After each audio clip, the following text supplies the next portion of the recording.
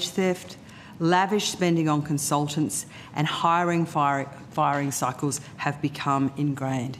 This is hurting our staff and our students. The NTU's most recent report, Ending Bad Governance for Good, was based on member information and input.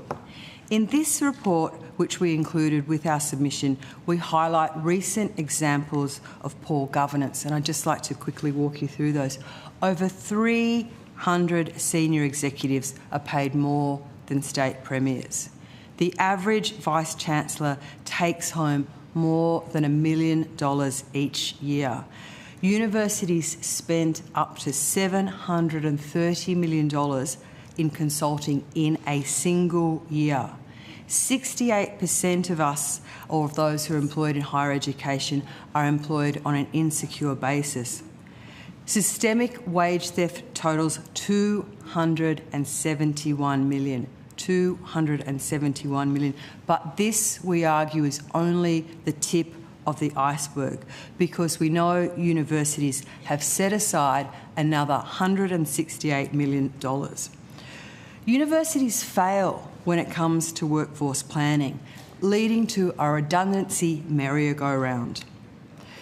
This undermines staff's capacity to provide pastoral care for students and the world-class research our communities deserve. These headline numbers are alarming, but beyond these statistics are the lived experiences of those who work and study at our universities. These are the communities who are directly infected by poor governance decisions and structures. At the NTU, we have heard countless shocking stories. Today, I'm accompanied by several of our members who will speak to their own experience of governance failures. They can tell you directly about the erosion of checks and balances, of the opaque appointments to governing bodies that has allowed this broken governance model to survive and flourish. This is underpinned by a toxic culture that fights tooth and nail against accountability, transparency, and aggressively tries to silence dissent. When people stand up in the best interests of staff and students, they are often met with disgraceful intimidation. We cannot allow this culture to prevail, given universities' primary role is to serve the public good. There is too much at stake not to act on this deep governance crisis. This is why our submission makes constructive recommendations for urgently needed reform. We look forward to answering your questions and working together on ending the governance crisis. There is too much at stake not to act. Thank you. We now, if we have time, have a number of our... Yeah, Dr Barnes, who's the next witness might give a statement? Fiona, would you like to go next? Sure. I'm speaking today as a former branch president of the NTU at the University of Wollongong, where I was professor from 2016 to 2025. My position in humanities was disestablished in the most recent restructure, along with 90 academic staff, with more job losses to be announced on Monday, and we expect around 150 further job losses to be announced on Monday. In my experience, the periods of time spent dealing with restructures outweigh the time spent outside of them. They are destructive, they impact on student satisfaction, they disrupt research, and perhaps most egregiously, their frequency is often justified by management as necessary to undo the disasters of the previous restructure. We are always either centralising and decentralising, centralising and decentralising over and over again. The recent restructure at UAW has attracted more media scrutiny and public outcry than usual because it highlights the entanglement of governance failures with corporate interests. As reported in the local media quite widely, University Council appointed Corda Mentha business partner John Dewar as interim VC, and it also awarded Corda Mentha a lucrative contract to conduct an operational review. Initially, the interim VC told staff that he was on unpaid leave from Corda Mentha, but documents secured under a Freedom of Information application revealed that he was working a 9-day fortnight at UAW with ongoing business activities at Cordamentha. We've asked questions about conflicts of interest and their links to governance failures consistently over the years. For example, why was it that a cycle of audits of casual pay systems conducted by KPMG, why didn't it fix them? In 2023, UAW admitted to underpayments up to $8 million going back to 2016. That pay remediation process is still going on 2 years later, and this time with the help of Deloitte's, and now it's up to $10 million. The depth of these governance failures over a matter of years and decades only comes about because management doesn't listen to staff when problems are raised.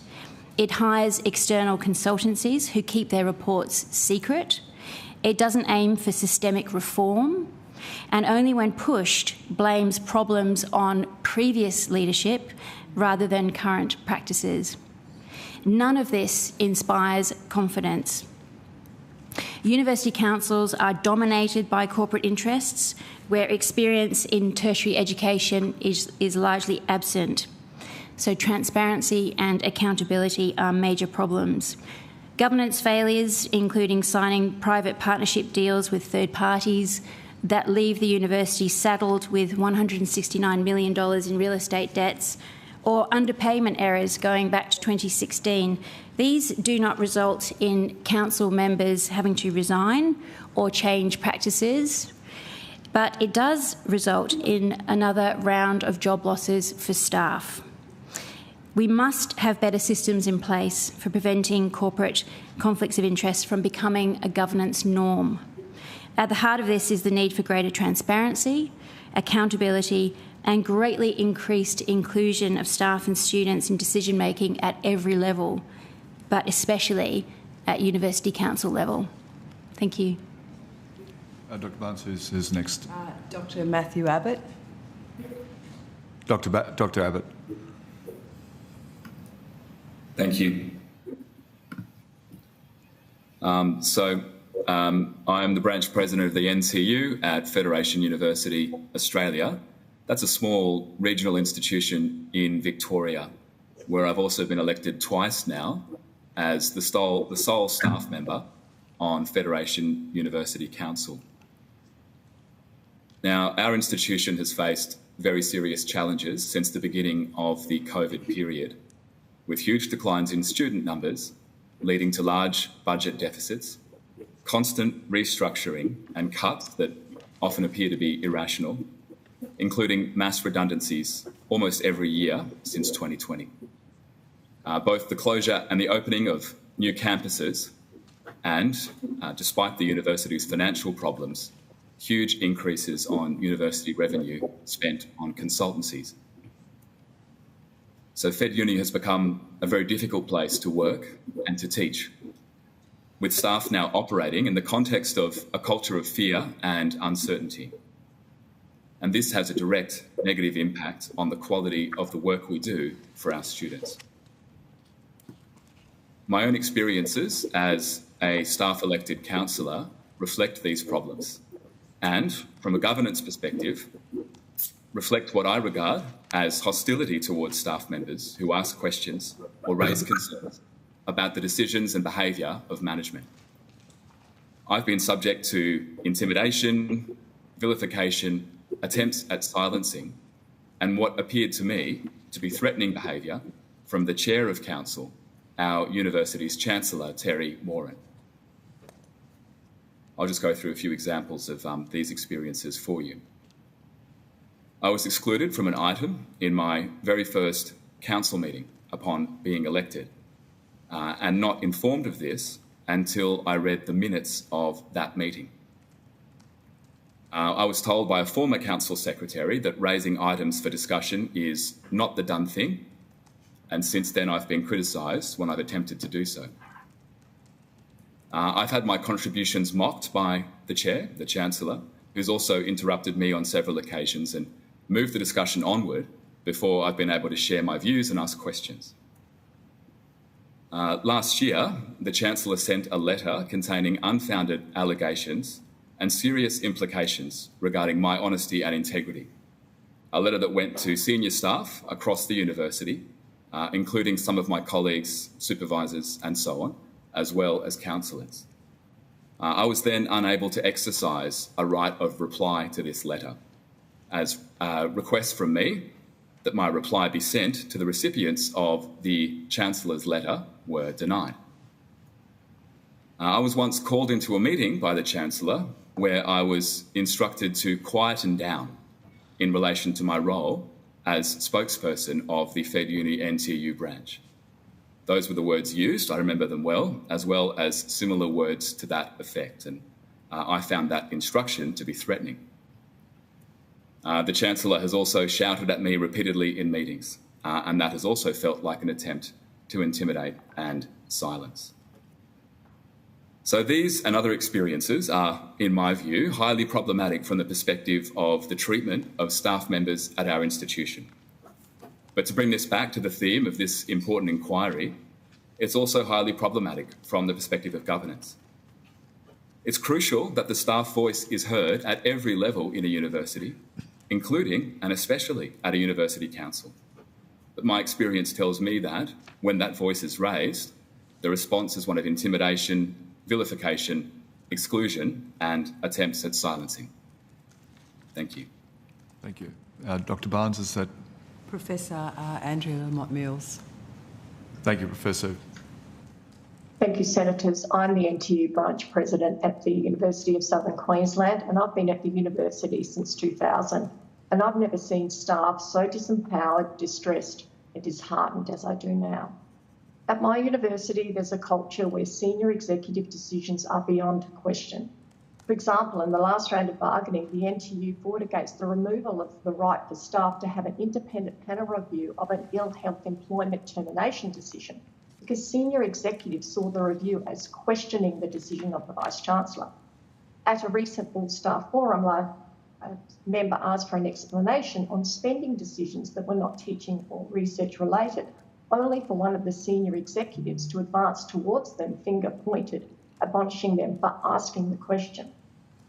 A member was reprimanded last year for telling colleagues their position had been made redundant before a change management plan had been released. They were told they could not talk to their work colleagues or anyone about the redundancy. Seeing the member's distress, colleagues sought to console them and the member told them what happened.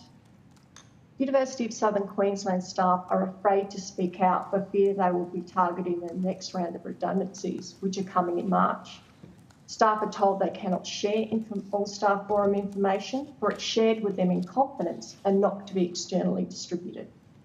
Staff believe that the upcoming change processes are a done deal. I started as an associate lecturer in 2000 and I'm now a professor. It wasn't always like this, but it is now, and it shouldn't be. Thank you. Good, thanks. We right to... Yes. Good, thanks very much. I'll just hand over the chair to the Deputy Chair, Matt O'Sullivan. There's some questions I want to go to.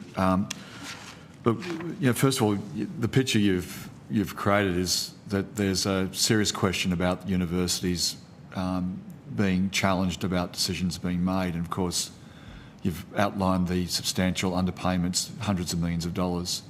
You've also outlined the burgeoning increase, massive increase in Vice-Chancellor's pay. And all this seems to be consistent with the increased number of dilution of voice for others that are agreeing with the Vice-Chancellor and from the examples you've given. So I might just go to Mr. Abbott, Dr. Abbott first. This question about there's troubling allegations in your opening statement, and to thank you for actually opening up, and for the rest of the witnesses. This is a very important thing that you're giving evidence to a Senate inquiry. It is protected, but also it's important that people who are on the coalface doing the actual doing this work are able to speak out. Can you just explain the sort of pressure that you're under not to speak out, and could you just go to after these shocking examples you've given in your opening statement, are you able to just go through some of the issues you've tried to raise at council, which have been shut down or dismissed? Thank you, Senator. Sure. I think there is, as I identified, an overall culture of fear and uncertainty around our university. As others have mentioned, this is one of the impacts of constant cuts and restructures. University staff fear for their livelihoods, and that creates a culture in which staff become more compliant, less likely to speak out. I feel that too, of course, but as the president of the NTU branch at Fed, I have a responsibility to act as a spokesperson for the views of union members, and I have done so. As for the issues themselves, I mean, here I'd refer back to my opening statement and the impact of these constant cuts and restructures on staff. This is something I've tried to raise. The psychological toll it takes, the professional toll, and of course the impact of this on students. As I mentioned, we've got issues with enrolments, issues with retention, attrition, and when staff are placed under this kind of pressure, along with other issues like workloads and so on, it has a flow-on effect to the quality of the education that we provide to our students. The other issues pertain to the strategic direction, the financial position, the reputation of our institution. I hesitate to say too much more about those issues now because of potential consequences. There is a culture of secrecy around university councils and senates in Australia. Fed's no exception to that. And that's despite the fact that these are public institutions, publicly funded institutions, which should be accountable to the public. And I can say that in raising those issues, I have really been trying to give council opportunities to address potential problems. And that, in my view, this is in the interests of the university as a whole. Thank you. And I'll just remind, and I'll remind all witnesses too, that you are covered by parliamentary privilege, but also you have, if any actions are taken against any witness, then that those taking that action can be found in contempt of the Senate, and the Senate does seriously consider any potential contempt that's carried out by any individual about giving evidence. This is a forum for people to speak out, to speak honestly and openly, and if there's consequences for doing that are improper, then the Senate will act, and it has acted in the past, as this committee has that I've been chairing. Professor Probyn Rapsy, I just want to go to this university, just serious matters regarding Corte Mentha and the working part-time at Corte Mentha, whilst being also engaging them to do the restructure and then being the Vice-Chancellor. I mean, what's the feeling amongst your compatriots and others at the university, and maybe even students may have reflected on this as well, that is there a feeling that there's an inherent conflict of interest? Thank you, Senator, for the question. Yes, I can confirm that many staff express concern about the conflict of interest, which management has gone on to confirm does exist. So they have acknowledged that there is a conflict of interest for John Dio to have been both a business partner at Corte Mentha and also overseeing the projects that the firm that he was a business partner in, those projects that UOW was also paying for the company to do. The other impact, I think, on staff initially was that Corte Mentha has a particular reputation in the business world, as it were, it operates largely in the sphere of what's known as disaster capitalism. So it goes into industries that are failing, businesses that are failing, and attempts to address financial sustainability issues. So for many staff, the fact that we had KordaMentha both in the role of Chief Executive Officer, effectively, and also employed as a consultancy firm, was a big red flag about the financial state of affairs that UAW was in. So there are fears on a number of levels. It lacks credibility to imagine that there wouldn't be a material conflict of interest in relation to the work that KordaMentha set out to do. What also has transpired is that we are unable to see any of the reports that KordaMentha has produced that have led to the recent restructure and the restructure that's coming and job losses that will be announced on Monday. So all those reports are kept commercial in confidence.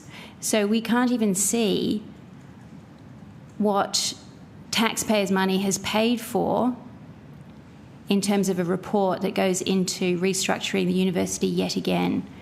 So the transparency problem and the accountability problem is worse in that kind of scenario as well. The conflict of interest issue is, according to the Chancellor, managed according to policy. The problem is that the conflict of interest should never have happened in the first place. And once that conflict of interest emerged, it would have made more sense to actually admit that it shouldn't have happened in the first place. And that hasn't occurred. So our concern is that not only do we have a reliance on consultancy firms and the use of taxpayers' money to do these reviews endlessly of university functions, but that we also have a situation where we simply can't access the information that they are producing. Well, I might go to, this is my last question before we rotate the call. I'll hand back to then to Senator Henderson. Dr Barnes, this is quite disturbing. The council, and there's restructuring going on, there's allegations of intimidation across universities. Is this systematic across universities, or is it contained to these allegations contained to these three universities? And there's questions of conflicts of interest. These are serious matters. Thank you, Senator Sheldon. I'd like to thank all of you senators for your interest in our issues, because they're really, as you can tell, important to us. You raise a really good point, and yes, we argue that these problems are rife across our sector. These three examples are really moving, but they're not isolated just to those universities. The governance crisis at our university is apparent in many different areas of the work of university, whether it be our senates and councils and the problems that have been raised there, and they are problems that are reflected across many of Australia's public universities. It's reflected in our wage theft crisis. It's reflected in the 2/3 of staff who don't enjoy employment security, making them vulnerable to things like wage theft. It's reflected in, I suppose, problems around double dipping, consultancy and conflict of interest. Sarah might like to talk about it more in a second, but previous Vice-Chancellor of Melbourne University was on 6 separate boards whilst being Vice-Chancellor at Melbourne University. These are unfortunately not exceptions. They are commonplace across our sector, and that's why we want transparency and accountability. It might be a cliche, but sunlight is the best disinfectant, and we need it shone on our sector to expose and change these problems. We've been calling for action for many, many years, and I think our members have reached the point where enough is enough, and we really need reform of our sector to deal with these broad problems because they're damaging our capacity to educate our students, to provide pastoral care and produce that world quality research that Australia will need to meet the challenges we might face over the coming decades. Sarah, would you like to say any more? Yeah, so on the two questions you raised, Senator, first on the intimidation and the characteristics of how staff representatives are treated across the sector, I've worked for the NTU since 2001, and I can say that in that time I've seen that kind of intimidation and that kind of exclusion of staff from University Council deliberations as commonplace across the sector. And I can think of instances that at the University of New England, Queensland University that I can't recall, but in the last couple of years at the Australian Catholic University, not just Federation University that Dr Abbott has mentioned, but also Deakin University and RMIT University, this same practice of exclusion and intimidation of staff representatives from decision making. And in respect of what the effect of that then means, and my colleague Alison referred to the wage theft that happens, that we've seen rife in the university sector. If staff had been able to participate in important council committees like the Audit and Risk Committees and the Remuneration Committees, especially the Audit and Risk Committees, there could have been an early warning system for all universities that have seen these wage theft instances come up, because there was, the way I see it, the way, and I've seen this happen time after time again in Victoria especially, but across the country, is that wage theft is happening under the university's watch, but the Audit and Risk Committees and the Council know nothing about it because they're not being informed by staff. And that's because staff voices are not being heard at the council level and not being able to participate in the important audit and risk and remuneration committees. And on the remuneration committees, of course, they could have acted as a critic and conscience and to inform that committee as to what the public expectations might be about executive and vice-chancellor remuneration as well. So there's what you're seeing is there's a lack of challenge, a lack of diversity, and a lack of, as Alison said, sunlight being shone on decision-making by universities. And it's our view that that's what's critical here, and that's what needs to change. Well, I'll hand over to Senator Henderson, but it just appears that you're describing a cabal of individual interests in different universities that's been replicated again across a number of universities, excluding where there's a contrary voice, where there's a challenging to what is some of the deep concerns that we're having and you're expressing in the public university system. And that cabal is doing everything it can to hold people out from having a contrary voice that can actually hold them to account. So I'll hand over to Senator Henderson. Senator O'Sullivan, actually. Oh, Senator O'Sullivan, my apologies. Okay. Senator O'Sullivan. Thanks, Chair. Look, firstly, just in relation to the reflections that have been brought forward, obviously, Chair's correct in pointing out the privilege that is there and that it can't be used against witnesses. We will be insisting as college members that those that have been reflected on have also got a right to respond, and I'm sure the committee will facilitate that. And of course, with the election looming any time, obviously we're going to have to act on that quickly. I just wanted to make that point and put that on the record. I do want to ask about the expert, the governance expert panel. Did the government act soon enough, do you think, in relation to the immediate priority actions of the university's accord process, given that it actually took 18 months to establish a further advisory group? Yeah, I'll answer that question, if that's okay, Senator O'Sullivan. The accord process, as you'd probably be aware, was a very long process. There was much consultation that went into it. And as you might know, the document that was produced, I think from memory, was about 400 pages long. So it was a very long and thorough process, which I think consulted with a range of stakeholders, unions, both us and the Australian Education Union, National New Students, and a range of expert stakeholders across the sector. So it was a thorough process, and I think probably bringing together, to be fair to the government, bringing together that information would certainly take a period of time. Of course, for the NTU, we want governance reform or governance action as quickly as possible. So we would argue always that we want as speedy action as possible. But I suppose, to be fair, the Accord process were thorough and deep and produced fairly substantial bodies of work with many, many recommendations in them. The wheels of government do often turn slowly, but this does seem like quite a protracted length of time, 18 months. Do you have a view as to whether it was appropriate for it to take that long? I mean, I appreciate that there are some complexities and it takes time to pull things together, but 18 months to me seems like quite an extended period. Thank you. That's a great question. I suppose, to go back in time, we've been raising these issues around governance for many years. The issues we've been raising around governance predate, I suppose, our current government. So we've been raising issues around governance for probably the last decade.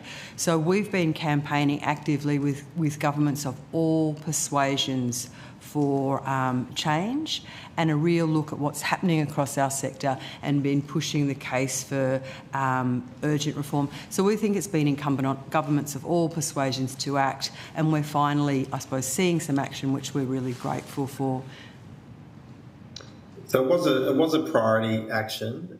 It was, in fact, just one of 5 priority actions. It's taken the government 18 months, which sort of puts into question the priority. Was the NTU invited to be a member of the group? We're not invited to be a member. We were asked, said we had permission to appoint or appoint someone to it. So we will appoint someone who can represent the NTU at those meetings. Do you want to add something? Oh, sorry. I was just going to say it was. Correct my language. It was nominate, not appoint. It was to nominate an independent expert that we thought had expertise, but it was not to appoint someone from the NTU. Yeah. So it was a somewhat of a different level of engagement. I think a bit of a lower level of engagement, I would say. Okay. So why are we not specifically invited to be a member as an organisation, or someone from your organisation? Senator, that's a great question, but I think that's a question probably for the government, not for us. I'm not sure what workings went into that decision-making process, so I wouldn't like to speak on behalf of the government. Okay. So who was your recommendation then in terms of that person? We haven't been asked to make it yet, so we're still considering who we will nominate. Okay.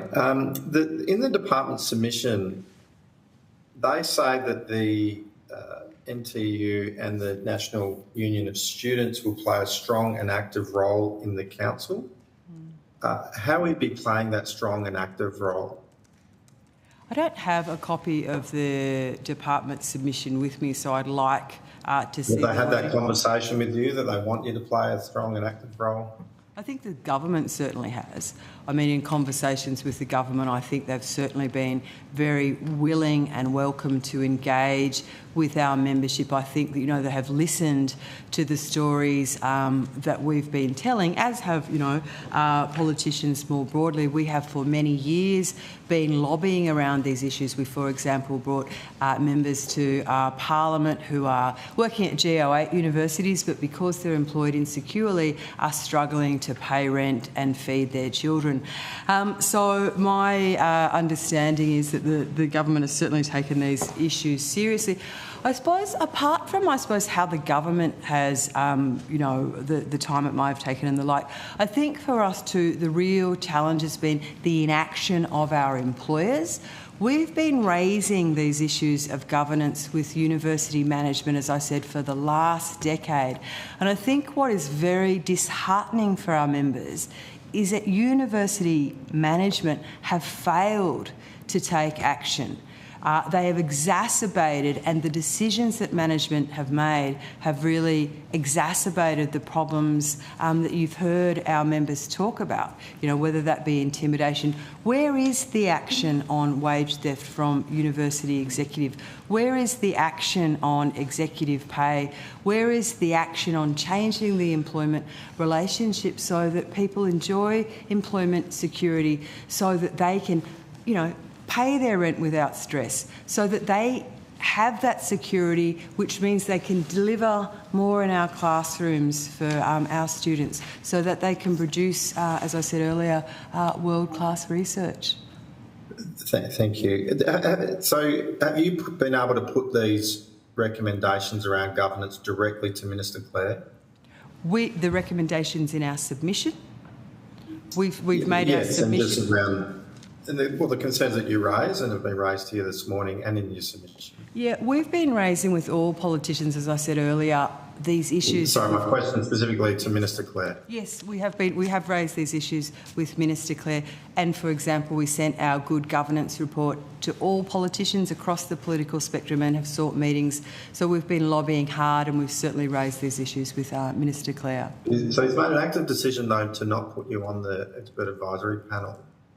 Why's that? Has the government not got the confidence in the NTU's advice, or what's going on here? I think that would have to be a question that you would put to Minister Clare, because I feel it would be inappropriate if I comment on his behalf. I don't know the Minister's thinking. Okay. The Education Department submission also says that it's engaged Ms Annalee Cribb as an independent expert to facilitate a series of workshops between or over October 2024 and concluding in February 2025, so presumably that's just wrapped up, with the Territory Education Union and the Australian Higher Education Industrial Association and Universities Australia. Who from NTU participated in these consultations? Kieran McCarran. I've been at some of them. Our National Assistant Secretary, Gabe Gooding, has been at some of them. Our head of our industrial unit, Jean Wells, has been at some of them. Director of our policy unit, Terry McDonald, has attended some of the hearings, and Peter Summers, our executive manager, has attended workshops, apologies, rather than hearings. So there's been And how many sessions were there? From memory, there have been 8 sessions. Kieran, is that correct? Something like that. Were they? Yeah, sorry. Oh, no, something like 8, around 8. Okay. Well, if you could come back to us with an accurate number, that would be helpful, but that's fine for today. How many, and just if you come back to us around the duration of those sessions as well, were they we're just trying to get a bit of a flavour for what they were. Was it just a Zoom meeting, for half an hour, or was it a whole day or a couple of day workshop, that sort of thing? Happy to talk to you. Oh, sorry for interrupting you. Apologies. They've been quite intensive meetings. So generally they've gone from about 9 or 9:30 in the morning to 3:34 in the afternoon. So they've been full day meetings, and in those meetings has been Ahia, who represents the industrial interests of Universities Australia and the NTU. So they've been quite intensive and long discussions, I suppose, to try and I suppose deal with some of these deep and systemic problems that the sector faces. So they've been. So you see that? Is that the purpose of those sessions? And I'm keen to understand what's been the outcome of those sessions. Yeah, okay. Those sessions, as I said, they've been long and, to be honest, fairly robust, because it is difficult, I suppose, to work with management on some of these issues. But they've been robust and, I think, productive sessions. And I think the outcome, and we haven't been able to reach it in every instance, is to find areas where we can work together to try and, I suppose, make things better for our universities. Kieran, do you want to say anything more? Thank you, Alison.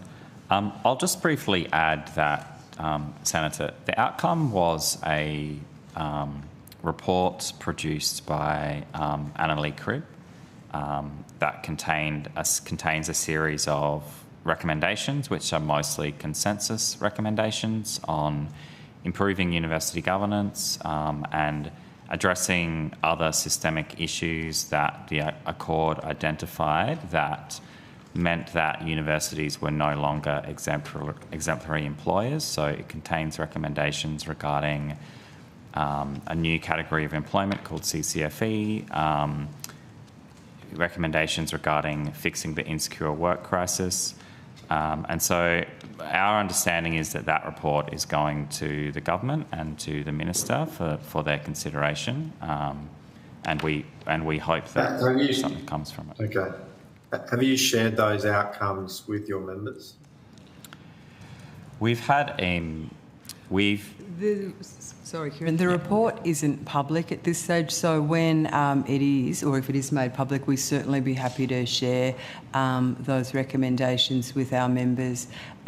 We welcome the opportunity to share them with our members. We've certainly briefed our national executive along I suppose the last few weeks about what's been happening, what the sticking points are, where we think we're getting to. So we've engaged in those discussions with our national executive. But we really welcome. We hope the report becomes public and we can share it. We'll certainly take the first opportunity too, because we imagine our members will be very interested.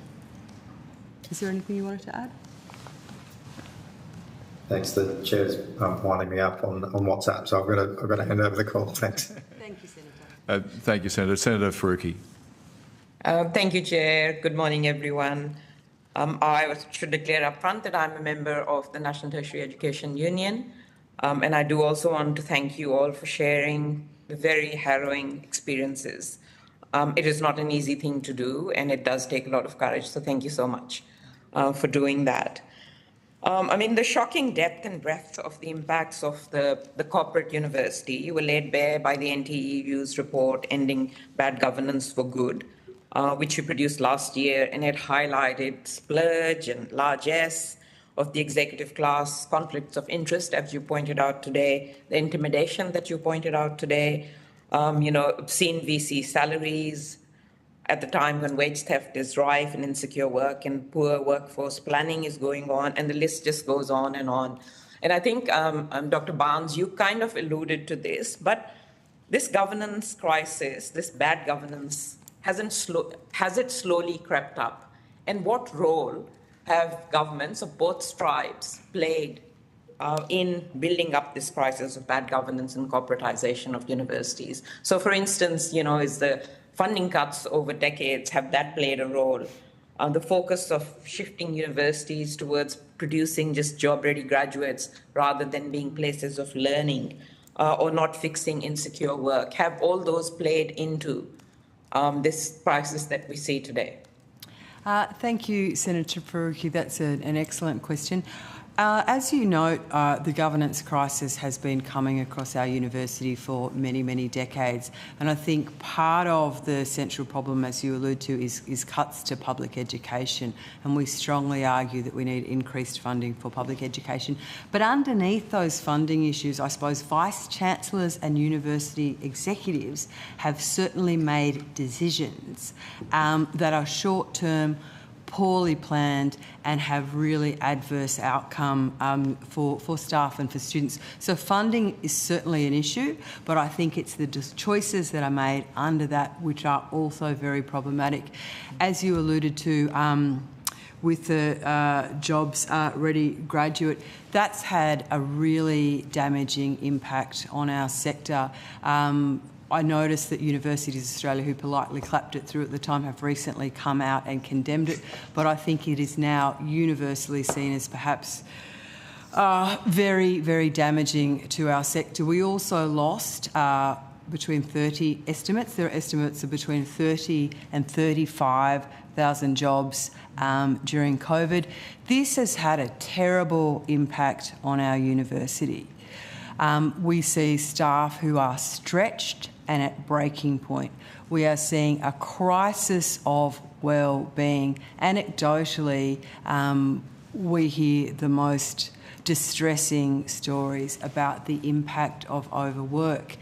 And that has an impact, as I said earlier, on our students who are also struggling. Our students are often stressed and under pressure.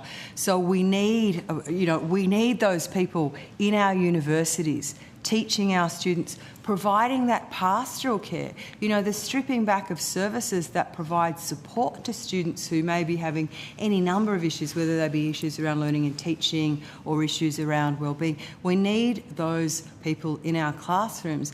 And during the pandemic, as I said, we lost estimates of between 30 and 35,000 people whilst being denied access to JobKeeper on 3 separate occasions. So government decisions certainly impact, but I think we must also focus on the choices that university executives have made. And those choices have been short-term and focused on not the inherent purpose of what a public university's function is, and that is to serve the public good. Kieran or Sarah, do you want to add anything more, any of the branch presidents? Oh, just to say that, as you've pointed out, Senator, I think since I joined the NTU in 2001 and the beginning of the massification of higher education at that time, there's been a dramatic increase over the last, 25 years in student numbers. There has been an increase in staffing, but it has by no means kept pace with the incredible increase in student numbers now going through the system. So there's been over that period of time, a decline in real funding for tertiary education, not just higher education, and the consequences are as Dr. Barnes described in terms of what that means for people at the coalface with their workloads.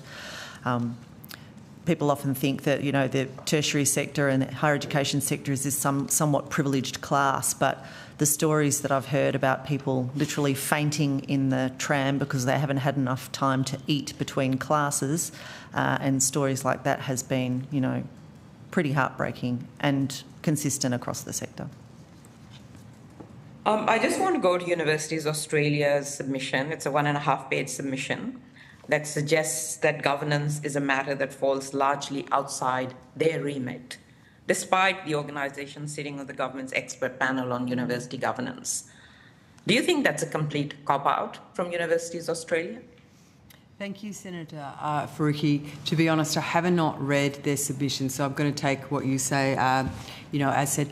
I think Universities Australia certainly has a role to play when it comes to governance. I think that notion that they can step back from it, that they cannot look this governance crisis in the eye is frankly insulting to staff and students who are, as we know, under intense pressure. So without having read the report, I certainly think that Universities Australia needs to take, if our Vice-Chancellors, Universities Australia is the organisation that represents Australia's Vice-Chancellors.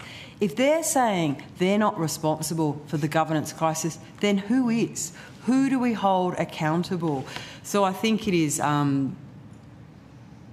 think it beggars belief that they can step back and ignore the governance crisis that we face. And I think it's partly how we got here, because university management will not look the crisis in the face. They will not deal with how their actions have contributed to it, and they won't take action to bring about change, which would arguably benefit them, their universities and our staff and our students. Yeah, I was pretty shocked to read that, and I guess you'll have to trust me on the next question as well when I tell you that I was pretty outraged as well for Universities Australia and their submission to claim that the debate on Vice-Chancellors' salaries distracts from the conversation we need to have on funding our universities properly. I mean, I think this debate is fundamental to how universities operate, especially given the exorbitant pay packets of executive staff and VCs on the one hand, and the systemic wage theft, rampant casualisation and insecure work on the other. What would your response be to UA in suggesting that Vice-Chancellor salaries are distracting from the debate of funding?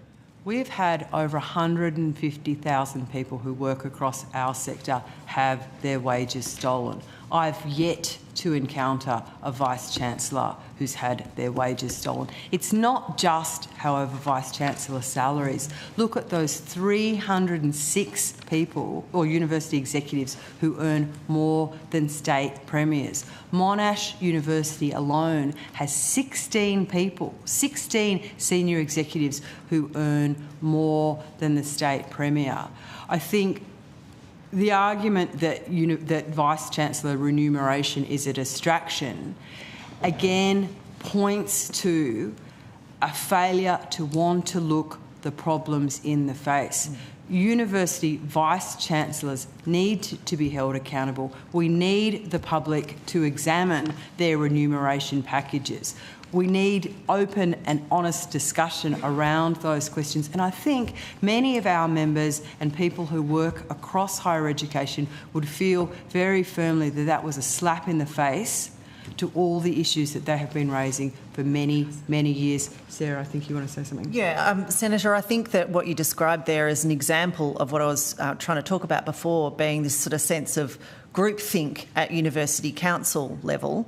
And as you pointed out, I mean, Vice-Chancellors in Australia earn at least 30% more than their counterparts in other OECD countries. And, you know, if you look at the University of Cambridge, University of Oxford, that our Vice-Chancellors earn much more than those people and equivalent counterparts in the USA.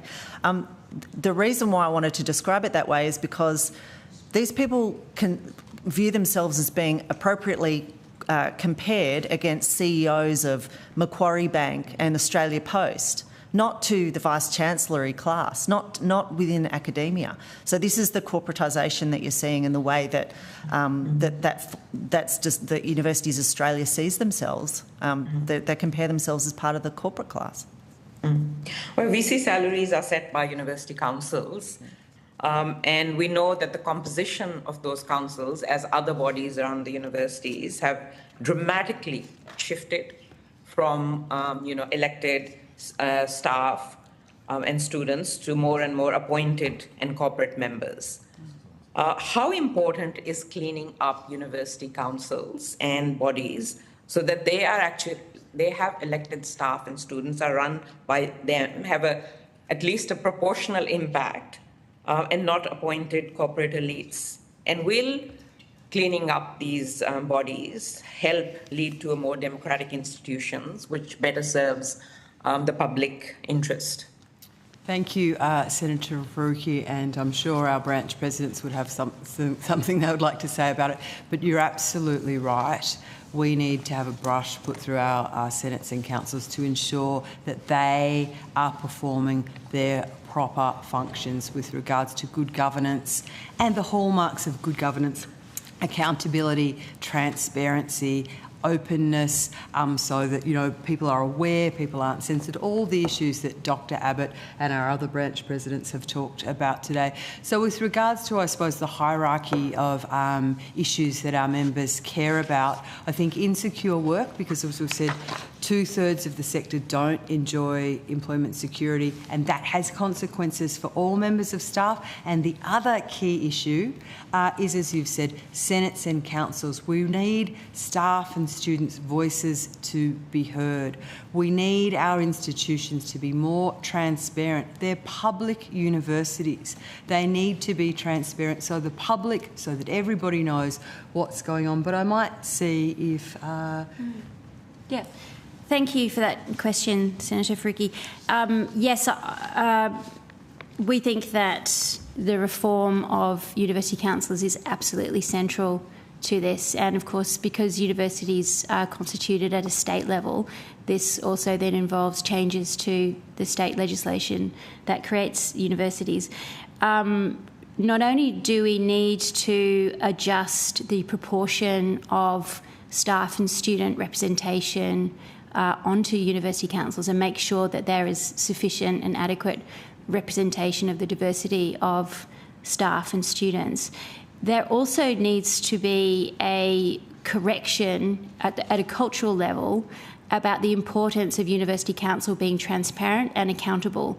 And at this moment, what we have in many Australian universities is a situation where staff and students can be one or two mostly, can be elected onto University Council as representatives.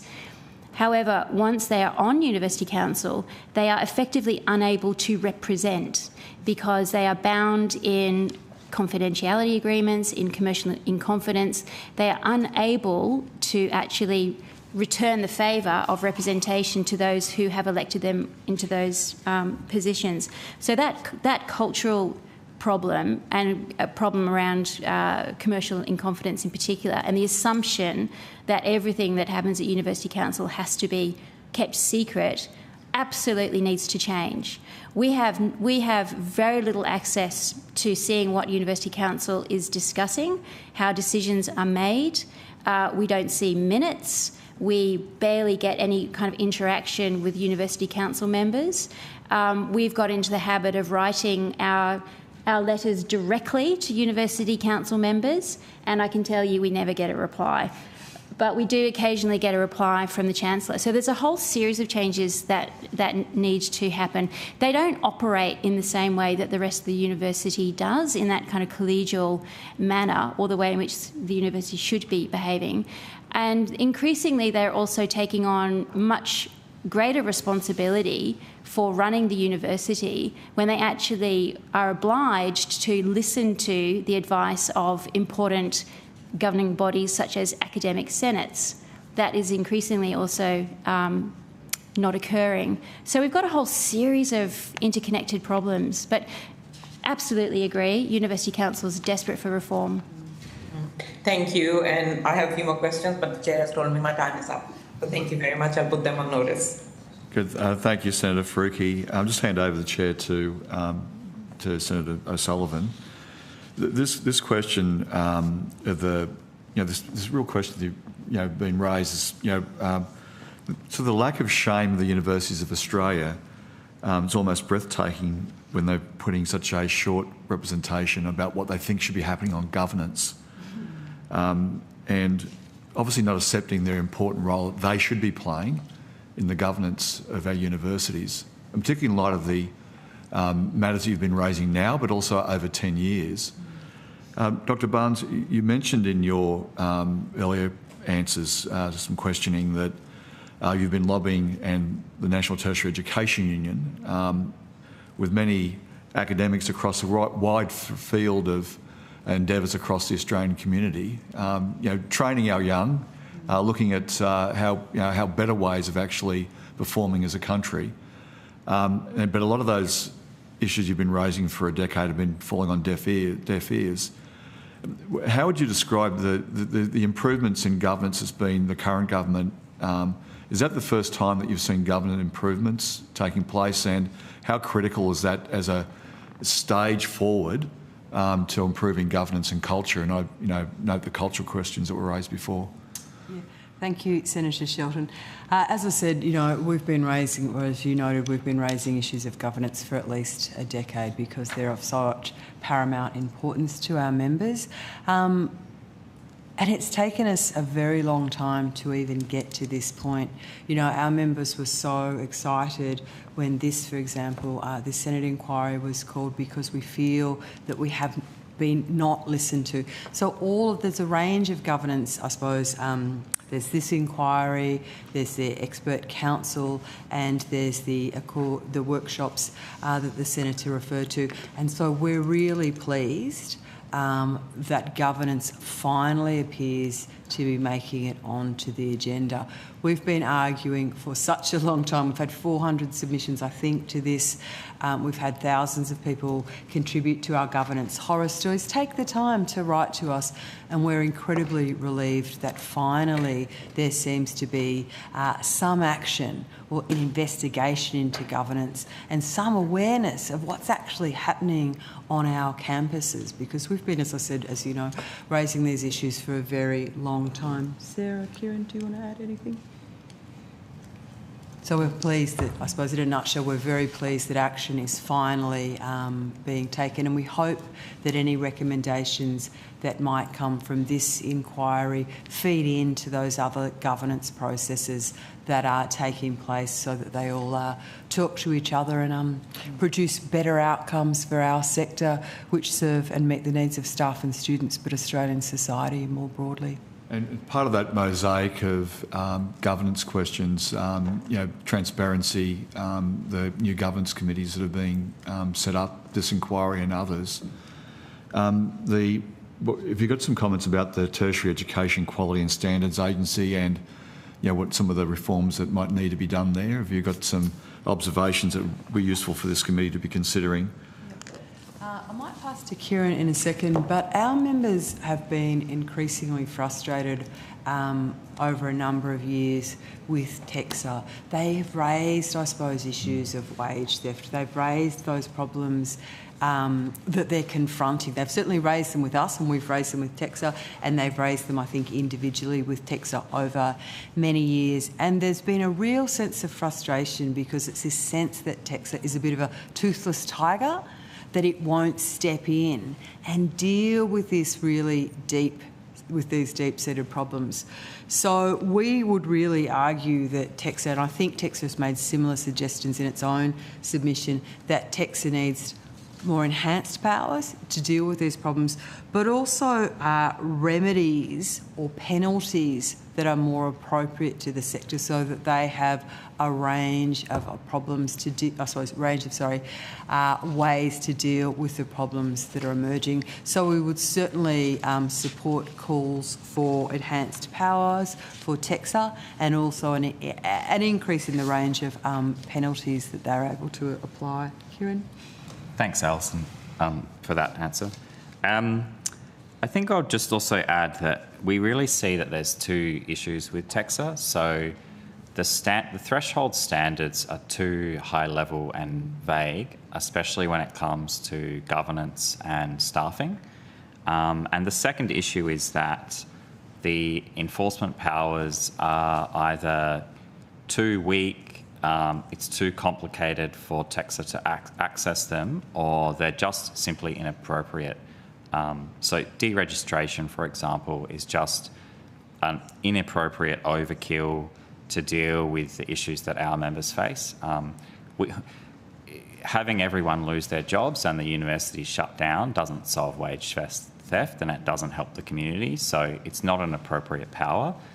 There needs to be some changes so that TEXA can ensure compliance with appropriate penalties and make universities finally get in line. So just to give a brief example, under the higher education threshold standards domain 3, teaching, 3.2 is staffing.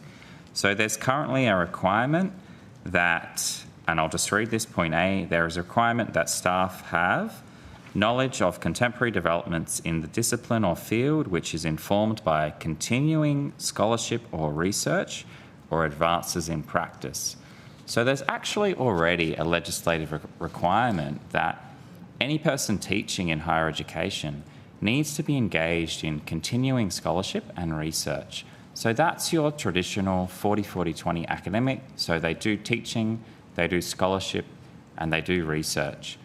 So then how is it that at least half of the teaching performed in our universities is performed by casual staff who are hired on an hourly basis and who are only paid for the hours in which they are directly engaged with students?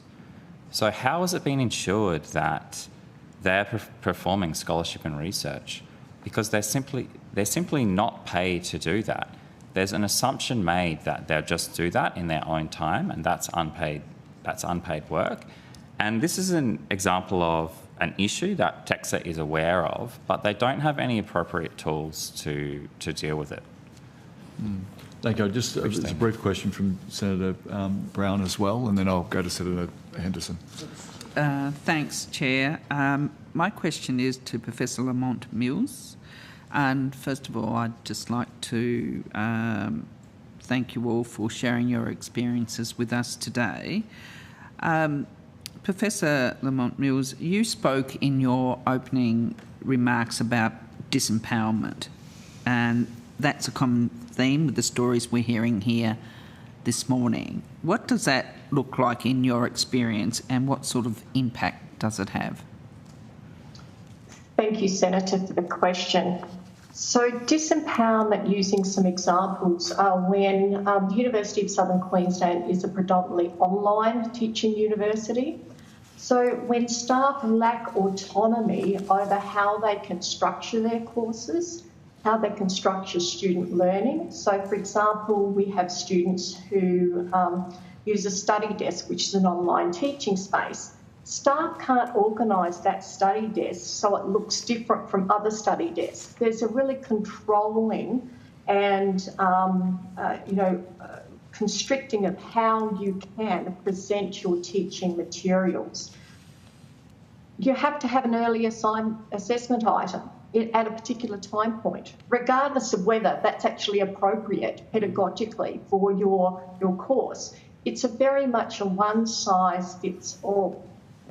And so staff feel that they're disempowered because they're not using their expertise. It's not valued, their professionalism. Staff, it's disempowered when you get excluded from decisions that actually impact you, or you have limited input into decisions that directly impact you. Our staff are highly skilled, they're highly knowledgeable, and they want to be part of developing decisions and coming up with decisions and solutions, and yet they're disempowered, they're not able to do that. Our staff, therefore, have little structure. Some of our staff have little structure over their work, where they want to work or how they're treated. So I think, Senator, your question is about what is the impact? Staff feel grossly undervalued. They feel they're not recognised for the work that they do. And a lot of my members are saying they're really becoming disengaged, they're not satisfied with their job, and they start to pull back. There's this declining staff morale, job satisfaction, and we know that there's incredibly rising negative wellbeing, as Dr. Barnes has already mentioned. And this is a productivity issue. It's also a learning issue. When staff feel disempowered, they are less likely, it's difficult for them to engage with staff, with the students in a positive and connected way. And we know that those connections are really important for student learning outcomes. So that's what disempowerment looks like for me. And just going on from that and the examples that you've given, and you've started to mention the impact that follows on with the education of students. Are you able to just give the committee some more information about how that exclusion from decision making, the lowering of staff morale, how that is actually impacting on student education? So, Senator, in terms of impacting on student education, when you're not involved in a decision that impacts the way in which you're going to teach, you're not able to structure or change your teaching to meet the needs of the students easily. So that's a negative impact on the student learning outcome. But really, Senator, it is about the well-being of our staff. It is such incredibly negative well-being. In a recent NTU survey at my university, overwhelming staff rated their well-being as terrible or poor. And we're talking about, this isn't just a few staff, this is a number of staff, both members and non-members. So when you are not feeling you've got a negative well-being, you can't actively engage with students in the way in which you need to. So it is that sort of intersection between the staff well-being and their ability to act and engage with the students. But when they don't have a chance to engage in decisions they know that are going to be poor for students, that's a problem. Thanks, Professor. But before I hand back to the Chair, do you have a copy of that survey you just referenced? Yes, I do. If you could send it along to the committee, that would be helpful. Thank you. But thanks very much for that. Senator Henderson. Thank you very much, Chair. Good morning to you all. Look, I just wanted to start by placing on record my concern that no Vice-Chancellor has been called to this inquiry, and that's something that Coalition Senators are concerned about. If we are going to conduct a proper inquiry into university governance, I do believe that university leaders need to be called before this inquiry, so I hope that that can be rectified. I want to raise concerns about the lack of action by this government in relation to governance issues. We've seen no action on Vice-Chancellor salaries, no action on governance issues other than the Expert Council, no action on tougher powers for the regulator. Isn't this a stunning failure by the Albanese government? Thank you, Senator Henderson. You might start and then I might pass to you. And thank you for raising the point about Vice-Chancellors. We obviously would be very happy if Vice-Chancellors were here too, because our members are very interested to hear what they say, because I think the hallmark, the thing that we hear repeated to us time and time again is there's that lack of transparency, there's that lack of accountability, and I think, 200,000 people across our higher education sector would really like to hear what Vice-Chancellors have to say about the issues that they raise. So I think you would have large support. I think there's a pretty unanimous view about looking forward to seeing Vice-Chancellors appearing before us. Some might have seen on estimates when ANU appeared. I think many of our members certainly did and found Senate estimates gripping viewing. We all certainly did. We watched it with bated breath. So yes, so we would appreciate Vice-Chancellors being called before it. With regards to, I suppose, the Albanese governance, look, as I said earlier, our governance problems aren't new. But Dr. Barnes, sorry, because I've got limited time, can I just address that specific question? So all we've seen is the establishment of an expert council on governance. That won't hold its first meeting until after the election. Mm-hmm. Isn't that a shocking failure when we've seen no action on tougher powers for the regulator? We've seen no action on VC salaries, no action on conflicts of interest. Surely we're seeing profound failures by this government and this Minister, Jason Clare. I think for the NTU, whilst action can never come quick enough, because as I said, and I won't labour the point because I know you've got limited time, we've been raising these issues for many, many years. We certainly, I suppose, would like quick action, but we have seen, I suppose, the Accord process, which was very thorough and had lots of opportunities for stakeholders to engage. We've got this inquiry, the workshops that the Senator alluded to earlier, and the Council. So that's four avenues for governance to be raised, which is certainly more. But there's been no decision. So when there were the conflicts of interest issues raised, with Vice-Chancellors occupying other roles, taking other salary incomes, as the Shadow Minister, I called for immediate action in relation to that matter. We saw nothing from this government. That's not good enough, surely. Look, as I said to you, we really want quick and effective action. And I think it's appropriate that you raise those questions with Jason or Mr. Clare. We want quick action. We certainly support that. We do want to acknowledge how that there are a range of activities that are already taking place, and hopefully recommendations that come out of this inquiry will feed into those, so we see strong and decisive action and perhaps a quicker turnaround of action taking place.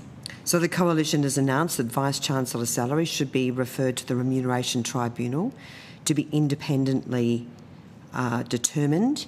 The very high salaries does not pass the pub test. We've made our position very clear, and yet we've seen no such action from this government. That's not good enough either, surely. Well, I'd like to thank you firstly for being interested in Vice-Chancellor salaries. I'm sure many of our members are really pleased when we see any action taken on Vice-Chancellor salaries. But I think with the question you've asked, I'm really trying to answer it for you in, I suppose, the most straightforward way I can. We certainly, as I've said, I suppose twice already, we welcome the action that's happened. We want more action, and we're happy to work with all of you to ensure that we get the best governance for our sector, because we think it's in all of our interests, the interests of staff, the interests of students and Australian society more broadly. Do you want to say anything? If I could just move on, do you believe that all students and staff should be safe on university campuses? Look, safety on campus, we've had I suppose this government has spent a lot of time looking at things like sexual harassment on campus and sexual violence. We've done 2 surveys of NTU members and staff more broadly around issues of sexual harassment and sexual assault.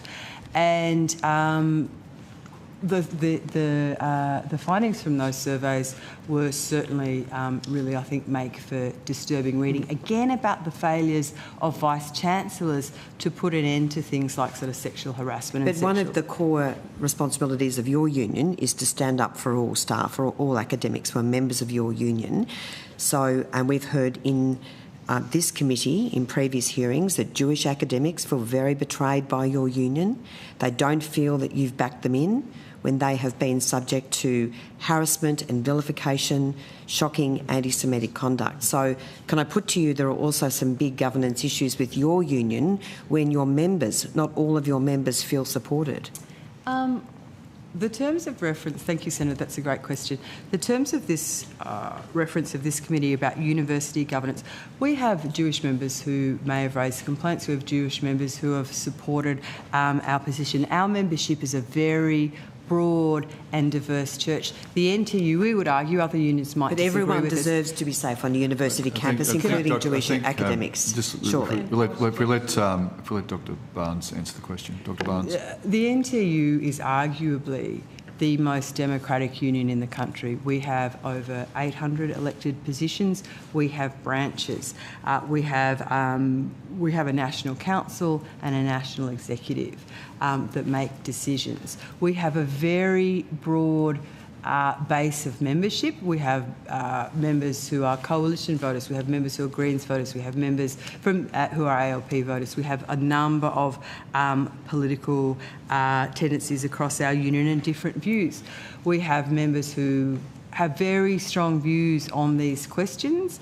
We've had, I suppose, members who want us to do more on particular issues, members who want us to do less. It's a very broad church, and it's very difficult to make sure that all of those different stakeholders who have strong beliefs and values, as is their democratic right and as is something that the NTU takes very seriously, we're working with all of our, I suppose, groups to ensure that their voices are heard within our union, but those voices, sorry to go to the boring context, but it is important, are heard through the channels of our union, those structures that we set up to deal with these issues. So, Dr. Barnes, I would put to you that the Jewish academic voices haven't been heard strongly enough, who are members of your union, but I will move on because I know time is limited.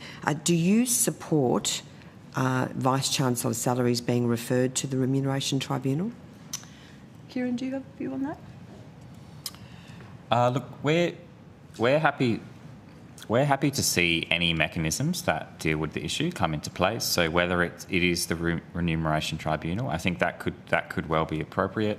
Whether it's something that comes out of the Expert Council on Governance, they might come up with something that's appropriate. But any action, we're happy to see any action at all, really. Can I just also would you mind if... Sure. I think it's important that staff voices are heard in the decision-making around and discussion around expectations for Vice-Chancellor salaries, which is why I think, our suggestion is that one of the recommendations coming out of this committee should be for staff to be able to be present on the remuneration committees of council. So whether it goes to an independent body or not, I think there should be some sort of input into the decision-making in order to, as you say, Senator, correct the pub test at the coalface. Well, we don't support that. We think it should be an independent process. We don't believe that university senates or boards should be deciding university vice-chancellor salaries because, frankly, they've been delivering these exorbitant salaries which don't meet the pub test. I mean, one vice-chancellor in this country is being paid $1.6 million. Most of them are being paid well over $1 million. Some aren't. That is not good enough. And we haven't seen any urgent action from this government. And I would also say that is not good enough, particularly in this cost of living crisis. So I just want to quickly move on and look, before I ask my next question, could I ask, would it be possible for you to table your notes that you're using in today's hearing? That's a very unusual. It's people taking. Oh no, I've often asked that, Chair. I don't think that. Well, the question's to the witnesses, Chair, not to you. So would it be possible to table your notes? Well, it's up to you whether you wish to or not, and then you can take. Can I take it on notice and think about it? They're not very good. I'm happy you can take it on notice, yeah. Happy to give you my opening speech, anything like that. I'm sure that I probably will be seeking all of your correspondence in relation to this inquiry. So if you could take that on notice too. The witness can take that on notice and consider it. Thank you. I want to go to your paper, The Corporatisation of University Governance in Australia, which includes data relating to the composition of the council. Do you have any historical analysis that you can also table? Kieran? We might have some. We might have some limited historical analysis. Just because in terms of what you're comparing it to, we're just keen to understand what the historical analysis is that you've done. It's quite a kind of laborious type of thing to put together. So I don't think we haven't routinely surveyed and audited the councils, but we might have an earlier snapshot. So I'm happy to go. Okay, thank you so much. Yeah. What role do you believe state and territory governments play in university governance? That's a great question. You want to? Yeah, well, it's our view, as you know, the University Acts are established by the state parliaments. That's right. And so the universities are defined as being comprised of the staff, students and alumni. And so it's our view that the state governments, following this inquiry, should have an active role in reviewing the state legislation. It's our position that it's important that staff voices are heard at the University Council level and also including its committees, and that will need to be something that the state governments directly review in order to ensure. Of course, because ANU is the only university formed under Commonwealth legislation, which is why we can only call ANU to Senate estimates. But thank you for that. Look, I just want to move to page 20 of your submission, which refers to the role of TEXA. I have been very critical of TEXA.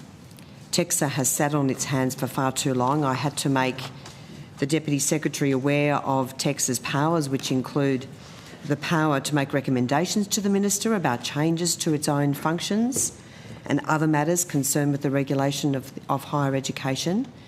Have you raised your concerns with the Minister in relation to TEXA's powers? Sorry, I'm just having No. No. We not may to my have knowledge. informally, when we've had lobbying meetings, there's lots of things that we discuss in the course of those meetings. So I'm trying to think back to the kind of lobbying meetings that we've had with politicians over many years. Or I'm just talking I'm just specifically talking about the last couple of years, of course, and particularly in the context of some of the really alarming issues we've seen with the safety of Jewish students and staff, with all of the protests and the encampments and the invasions of classrooms and the like, when I've been very critical for a long period of time. Final question, Senator.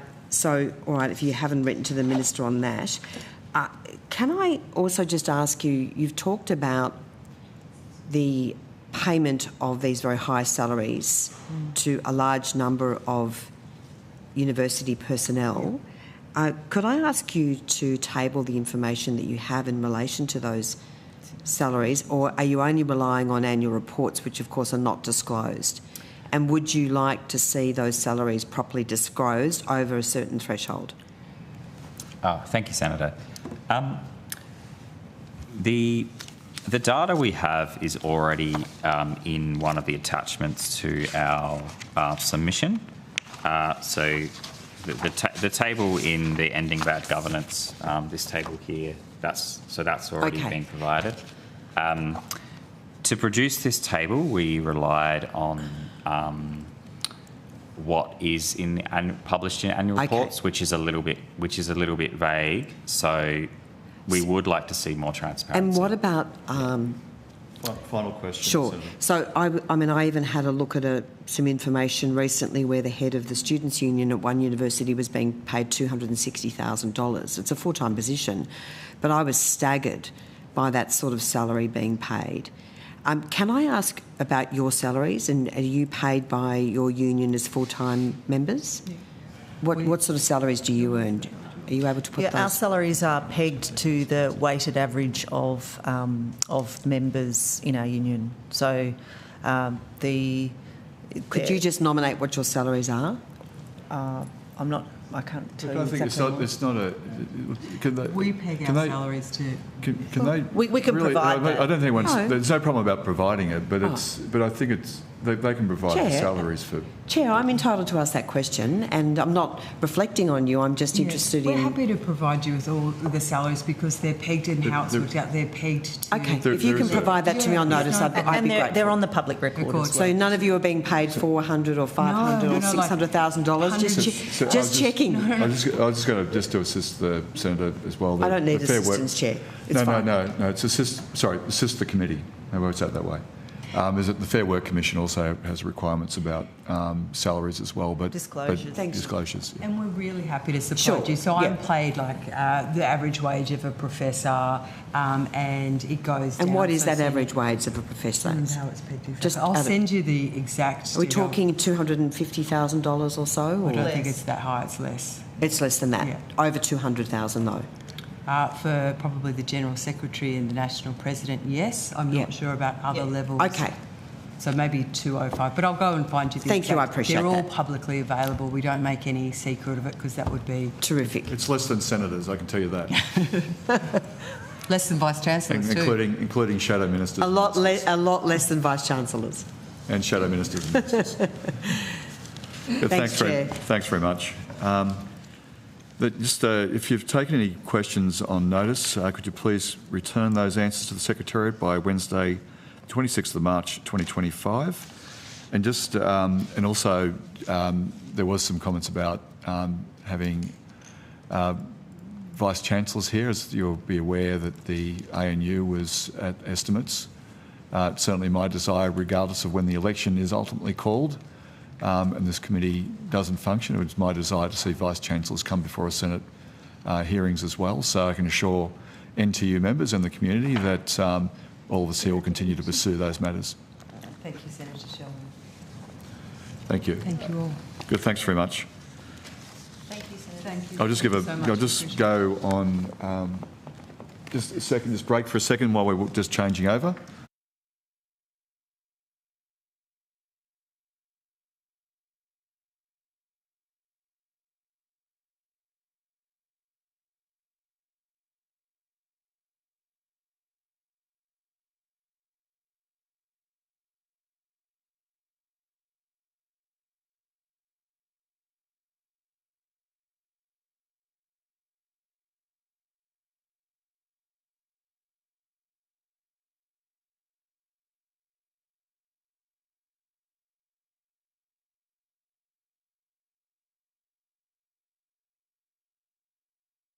By video conference, representatives from the Office of the Fair Work Ombudsman. I understand that information on parliamentary privilege and the protection of witnesses giving evidence to Senate committees has been provided to you. The Senate has resolved that an officer of a department of the Commonwealth or of a state shall not be asked to give opinions on matters of policy and shall be given reasonable opportunity to refer questions asked of the officer to superior officers or to a minister. This resolution does not preclude questions asking for explanations of policies or factual questions about when and how policies were adopted. Commonwealth officers appearing today are also reminded the Senate order specifying the process by which a claim of public interest immunity should be raised. A copy of the order is available from the Secretariat. For the Hansard record, will you please state your full names and the capacity in which you'll be here today? Thank you, Senator Sheldon, and thank you to the committee. Anna Booth, Fair Work Ombudsman, and in advance of them perhaps participating with specific questions to be answered, I'd like to introduce Anthony Fogarty, Executive Director Policy of the Fair Work Ombudsman, and Tina De Beck, Executive Director Enforcement of the Fair Work Ombudsman, with specific responsibility for our investigations and enforcement activities relating to universities. Senator. Good. Thank you very much. I'll now. Would you like to make a short opening statement, yes, Ms. Booth? On this occasion, Senator. Thank you. I wanted to take the opportunity of just identifying the role of the Fair Work Ombudsman in this context, and also just updating some aspects of the submission that we made to the committee on the 3rd of March. So. I think perhaps in a sentence, the role of the Fair Work Ombudsman is to uphold the integrity of our industrial relations system, and specifically to ensure that workplace standards are upheld. In this case, we are giving evidence in relation to our activities relating to the university sector. As I said, we did make a submission on the 3rd of March, and I certainly won't take the committee to the whole of that submission, as it's available for you to read at your convenience. But I think it would be good to remind you that the Fair Work Ombudsman's intensive involvement in the university sector, which includes the university sector being one of our priority areas, commenced with correspondence from my predecessor to 42 universities. Since that time, the Fair Work Ombudsman has engaged with 33 of those universities and 34 entities. The update that I wanted to give you was that at the last Senate estimates, Senator Sheldon, you'll recall that I was asked about recoveries of underpaid wages by universities, and I've got additional amounts to provide to you today. So as of the 28th of February 2025, we have recovered $180.9 million for 99,000 employees. And I think the increase on the figures that we provided you on the last occasion, and which are in our submission, just shows you how dynamic and moving our involvement with the sector is. We said on that occasion, but I think it's worth repeating, that our investigations have largely concerned casual, professional and academic staff, and have largely included unpaid work. Unpaid marking activities, lecture, tutorial attendance and other student interactions, as well as the application of incorrect classifications, unpaid entitlements and the improper use of piece rates. The trends that we have over the period of our time engaging intensively with universities that we've identified include high engagement of casual academic staff, poor governance and management oversight practices, lack of centralised human resource functions resulting in entitlements being inconsistently applied across faculties and schools, coupled with human resource and pay-related issues commonly dealt with by academic managers who lack appropriate expertise, and lack of investment in payroll and time recording systems. And I repeat those trends that are included in our submission, particularly to identify their relationship with governance, which of course is the subject of this committee's inquiry. You might recall, Senator Sheldon, that in answer to Senator Brown a few weeks ago, I drew her attention to the content of the Melbourne University enforceable undertaking. Since that time, we have also reached an enforceable undertaking with La Trobe University. That brings to 6 the number of enforceable undertakings that we've reached with universities. And I think it's important to note that the contents of those enforceable undertakings really shine a light on what the Fair Work Ombudsman believes are remedial steps that universities can take. Now, some of those remedial steps are in the in the purview of the management of the university, but others relate to governance. And in particular, I draw your attention to our range of measures in the enforceable undertakings that go to improving those governance measures, such as committing university councils to focus on workplace law compliance as a standing item of discussion, and something that I would regard as part of, if you like, the informal governance in any event of an organisation, and that is the establishment of consultative bodies comprising university management, employees and their union. And a number of our enforceable undertakings contain a commitment to either establish, in the case of La Trobe, or to utilise pre-existing bodies to ensure that there is a constant flow of information and consultation on governance and management of workplace compliance across employee and executive levels. So whilst we are no means concluded in our engagement with universities, we are fairly long way ahead from where we were when we began, and I specifically, I'm certainly very happy to answer the questions, but I've also specifically asked Ms. de Beck to be with us today because she is operationally involved on a daily basis, and some of the questions that the committee members might have will be better answered by her, but we'll play that by ear, Senator. Thank you, Ms. Booth. Senator O'Sullivan. Thanks, Chair. I'll actually just cede my time to Senator Henderson. Senator Henderson. Oh, thank you very much, Chair. Look, I just I don't really have many questions, other than can I just ask you referred Ms. Booth to the dynamic way in which you're identifying these issues with underpayments. So, are the universities primarily coming forward and voluntarily informing you of issues in relation to underpayments? The investigations that we're undertaking have resulted in some cases from universities voluntarily coming forward. I might remind you that that voluntarism emerged after we had written to all those universities back in the period of my predecessor's term as Fair Work Ombudsman, but we are still also experiencing some investigations that arise from our proactive response to media matters as well, and complaints that come to us directly through our information line. I've just turn to Ms. de Beck and make sure that she confirms or agrees with that analysis. Thank you, Anna. Thank you, Senator. No, you're correct, Anna. We do have a mixture of self-reported non-compliance within the sector, as well as us proactively commencing investigations on the back of either media reporting or complaints received by individuals or other players such as unions in the field. Yes. Thank you.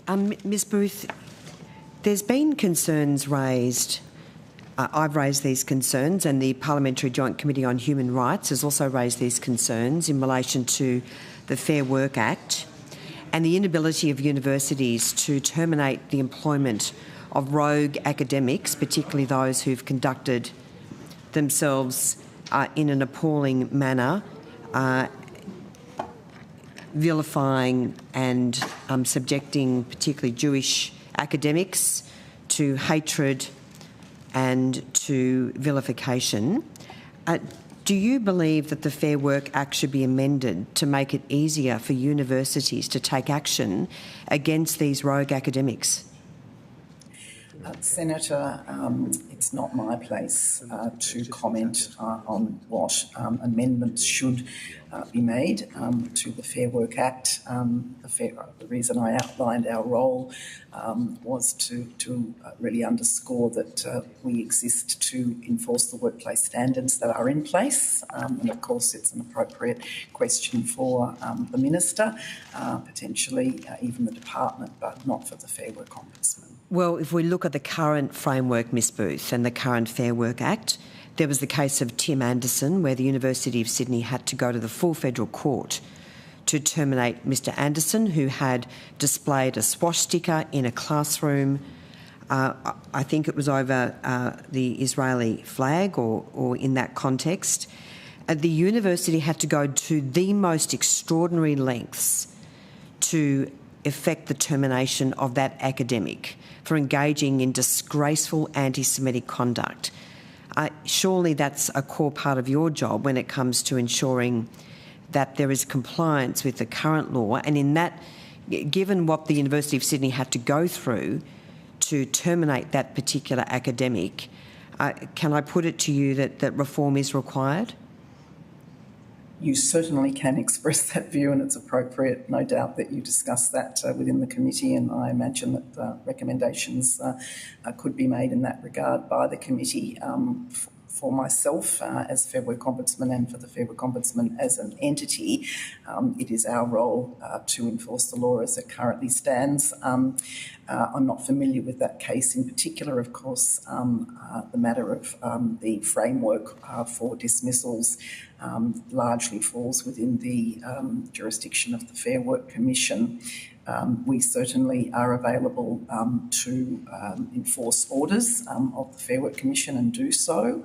And in relation to educating the workplace community about their obligations and rights in relation to matters like dismissal, our website is quite extensive in laying out what the steps are that both an employee and an employer can take in those circumstances. But it wouldn't be appropriate for me to comment on a particular case, particularly given I actually don't have any visibility of that particular case. Thank you very much, Ms Booth. No further questions. Thank you, Chair. Good. Thanks very much. Senator Faruqi. Thank you, Chair, and good morning, everyone. Thanks for being here to answer our questions. Ombudsman, a 2023 report from the NTEU found that rampant corporatisation and lack of accountability of public universities has fueled the fire of wage theft, including due to opaque governance arrangements and lack of accountability of senior university executives.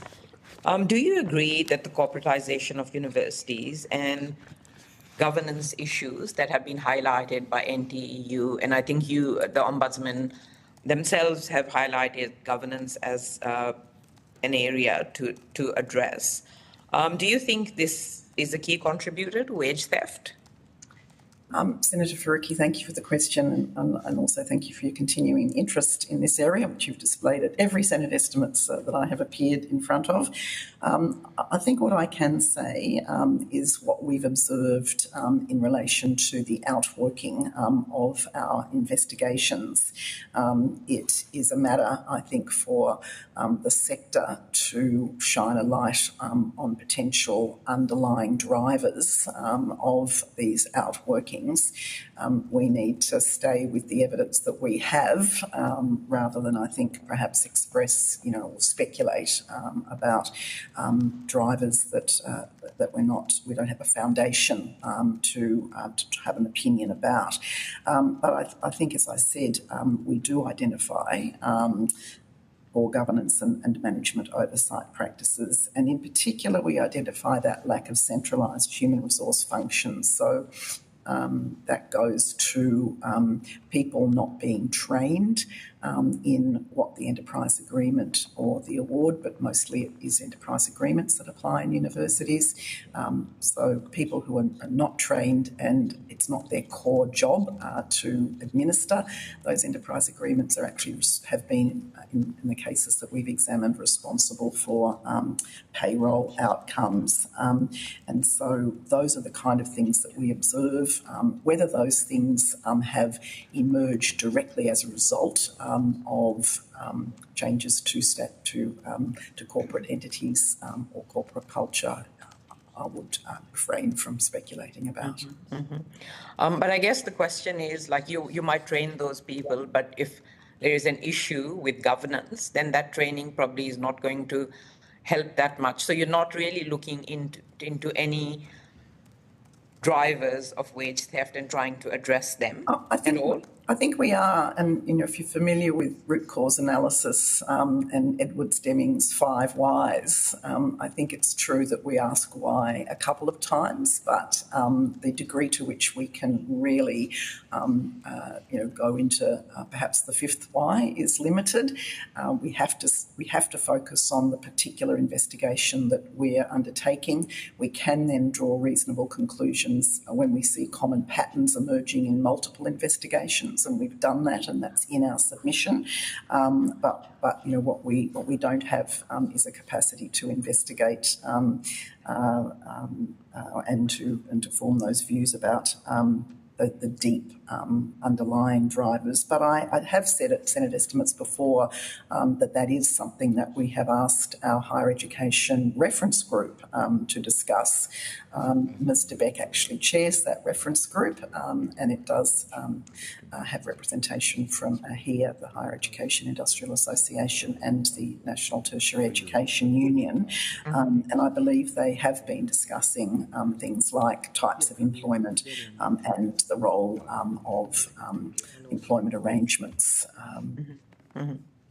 Okay, I might come back to that, but in November 2022, when I asked the then Ombudsman a question about Vice-Chancellors needing to take responsibility for underpayment at universities, the Ombudsman at that time said they need to take responsibility, no question.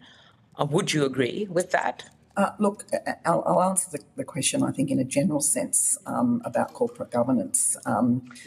I would say that chief executives, and of course vice-chancellors are the chief executives of their institutions, are accountable for the outcomes in their organisation.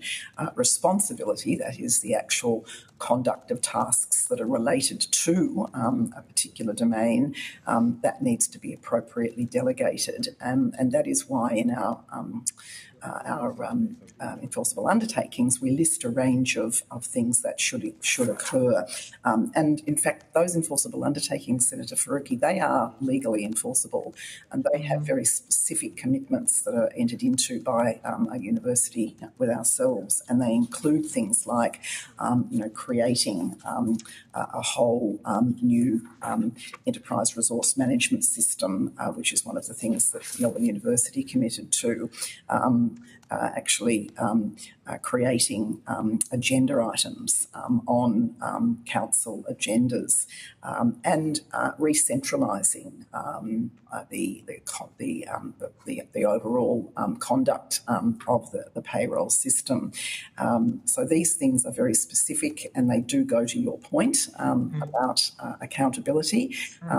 Nobody expects the Vice-Chancellor of the university to be personally carrying out an audit, but our enforceable undertakings commit the Vice-Chancellor, for example, of Melbourne University, to oversee and to ensure or assure that such audits are undertaken. But the buck does stop with the head of the organisation. I mean, in your report itself, your submission, it says that $176 million have been recovered and more than 80,000 employees have been impacted by it. That is absolutely staggering. So, of course, the Vice-Chancellor needs to take responsibility. They might not be doing the accounting, but they are the person who should be taking accountability for this. So, and you are saying that there have been some changes made in how councils are reported to in Melbourne University. Is this happening in other universities as well? And how certain are you that this, because it is systemic, wage theft is systemic, how certain are you that other universities will also take on these responsibilities seriously?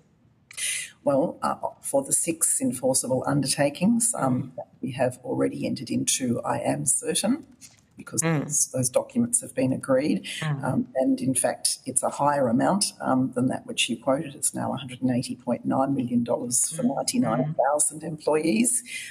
We continue to investigate a range of other universities. We have 19 current open investigations. We have 26 matters, and in fact 19, I should say, are in the public domain. So 26 open matters with 19 in the public domain. So it's a work in progress, Senator, but you can be assured that by looking at our past performance, that our future performance will include satisfying ourselves that we have done everything that we can to make sure that the frameworks are in place for the universities to uphold workplace standards in the future and to play their part in maintaining the integrity of our industrial relations system. And who do you think should be responsible then to make sure that the frameworks that you have provided should actually be implemented? And who is DEXA the appropriate authority to monitor that?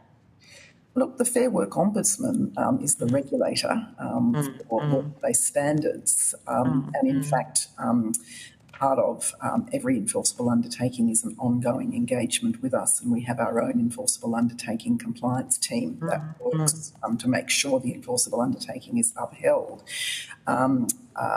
I guess I return to the previous line of questioning, which is ultimately the university vice-chancellor is accountable, and of course the governance bodies, not all of them are called councils, but where they are called councils, they are also accountable for the strategic oversight of the vice-chancellor and their staff. It would not be, it's neither appropriate nor possible for me to comment on the regulatory powers or efficacy of another regulator, but it is our responsibility to continue to make sure that workplace standards are upheld in the university sector, as it is with the other 1 million employing businesses in Australia. Yeah, we have heard today the failure of councils to actually do much, but I understand that that is not your responsibility.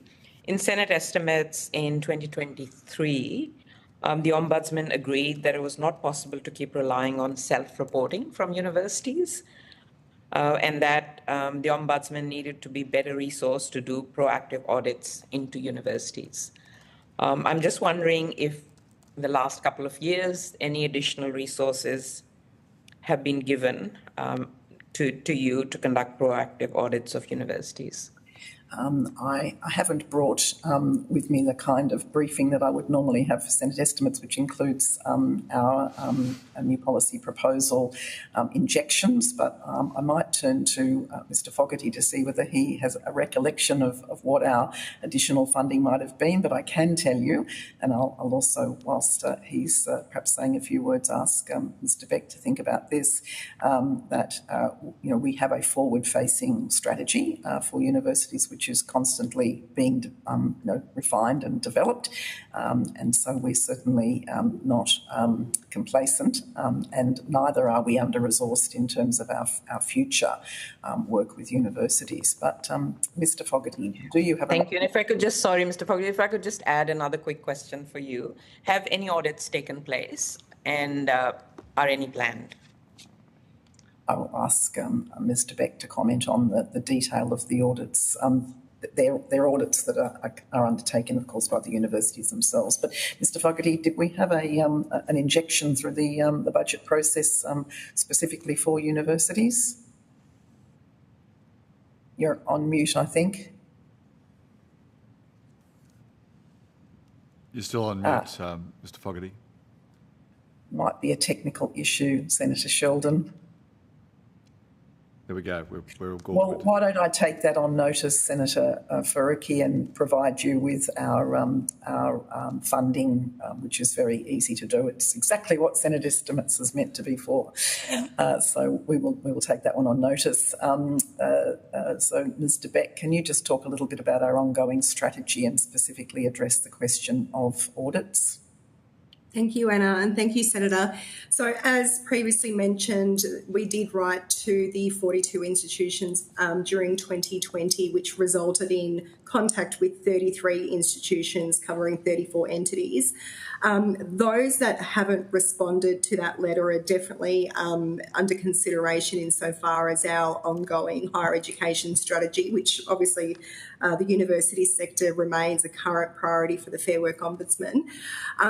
Essentially, for any proactive investigations to be undertaken in this space, we would need there to be, I guess, intelligence or data to support support us to proactively go and investigate. So that is definitely under consideration, as is further communication with these outstanding institutions who haven't as yet proactively responded to that letter.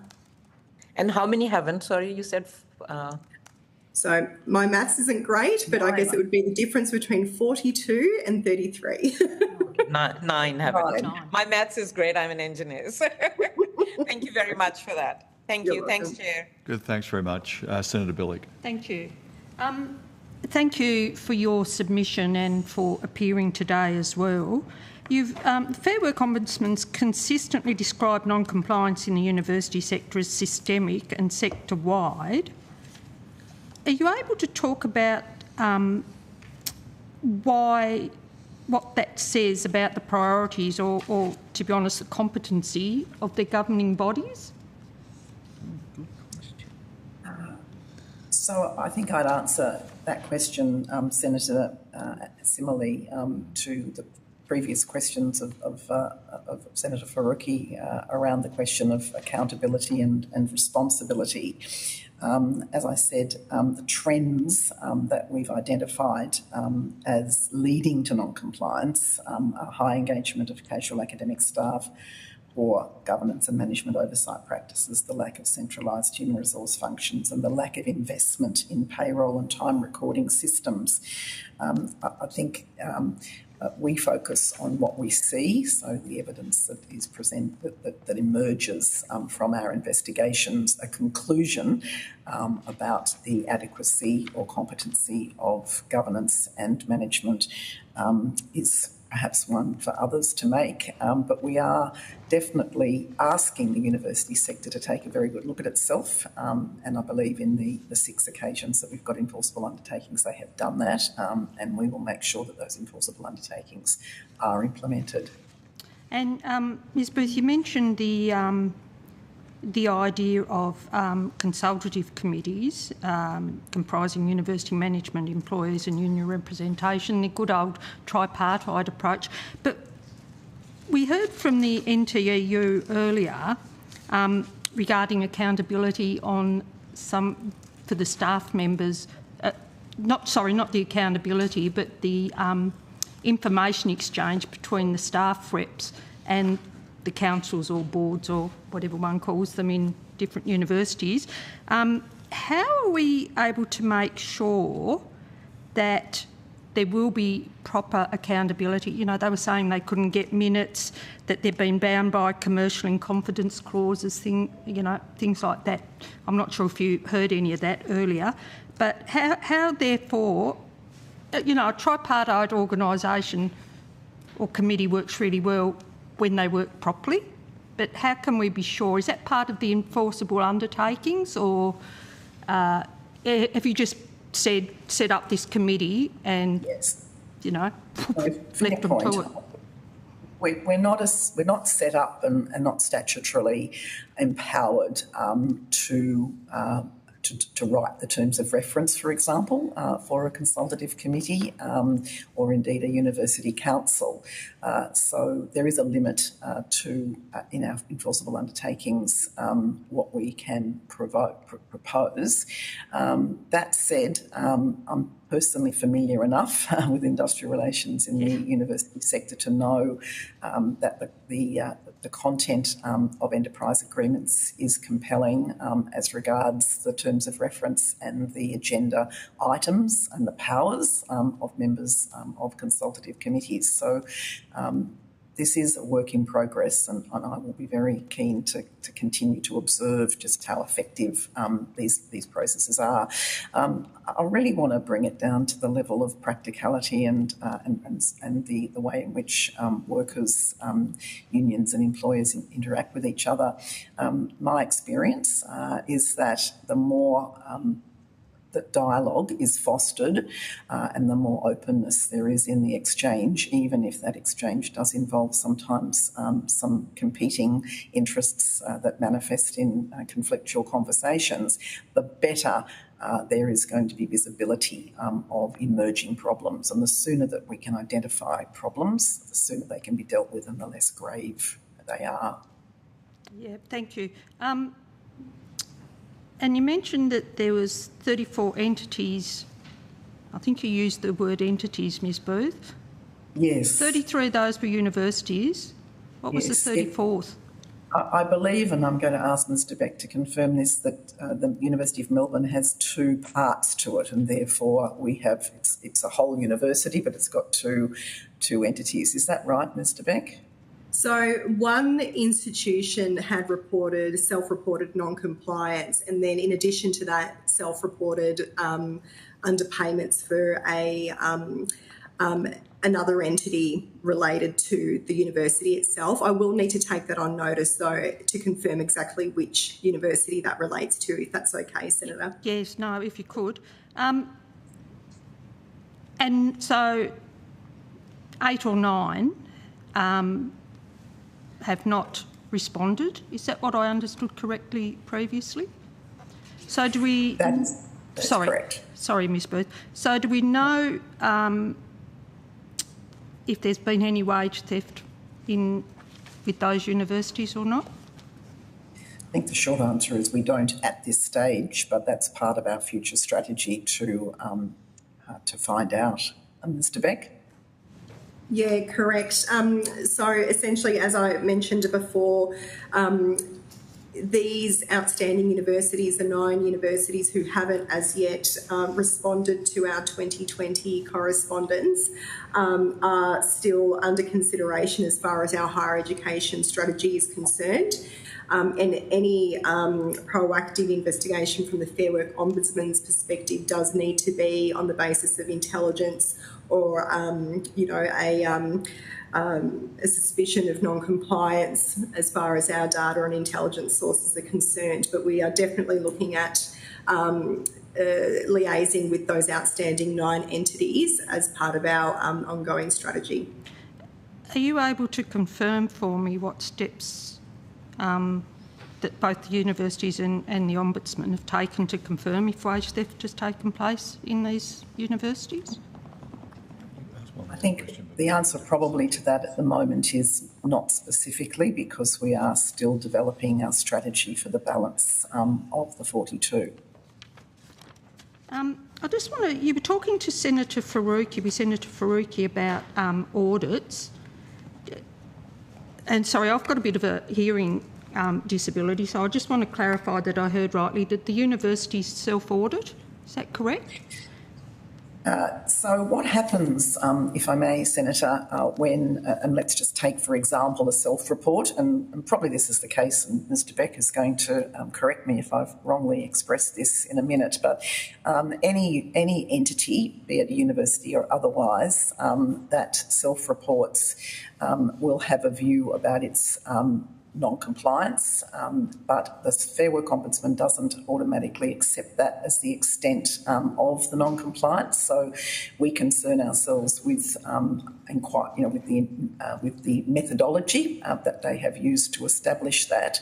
But we do have our own internal team that does calculations, but more often than not, because we don't want to shift the risk from the private sector, if you like, and I appreciate that's a little bit of an umbrella term when it comes to universities, because they're quasi-private, I suppose, and quasi-public, but we don't want to shift the risk to the taxpayer, effectively, of conducting all these audits. So we do our best to establish that we're satisfied with the assumptions that are made and all of the scope of the work that's done, but we do expect the responsibility for either doing or most likely engaging third parties to conduct these audits should lie. The investment should lie, with the entity that has underpaid rather than with the taxpayer. Therefore, that is through the Fair Work Ombudsman expending our own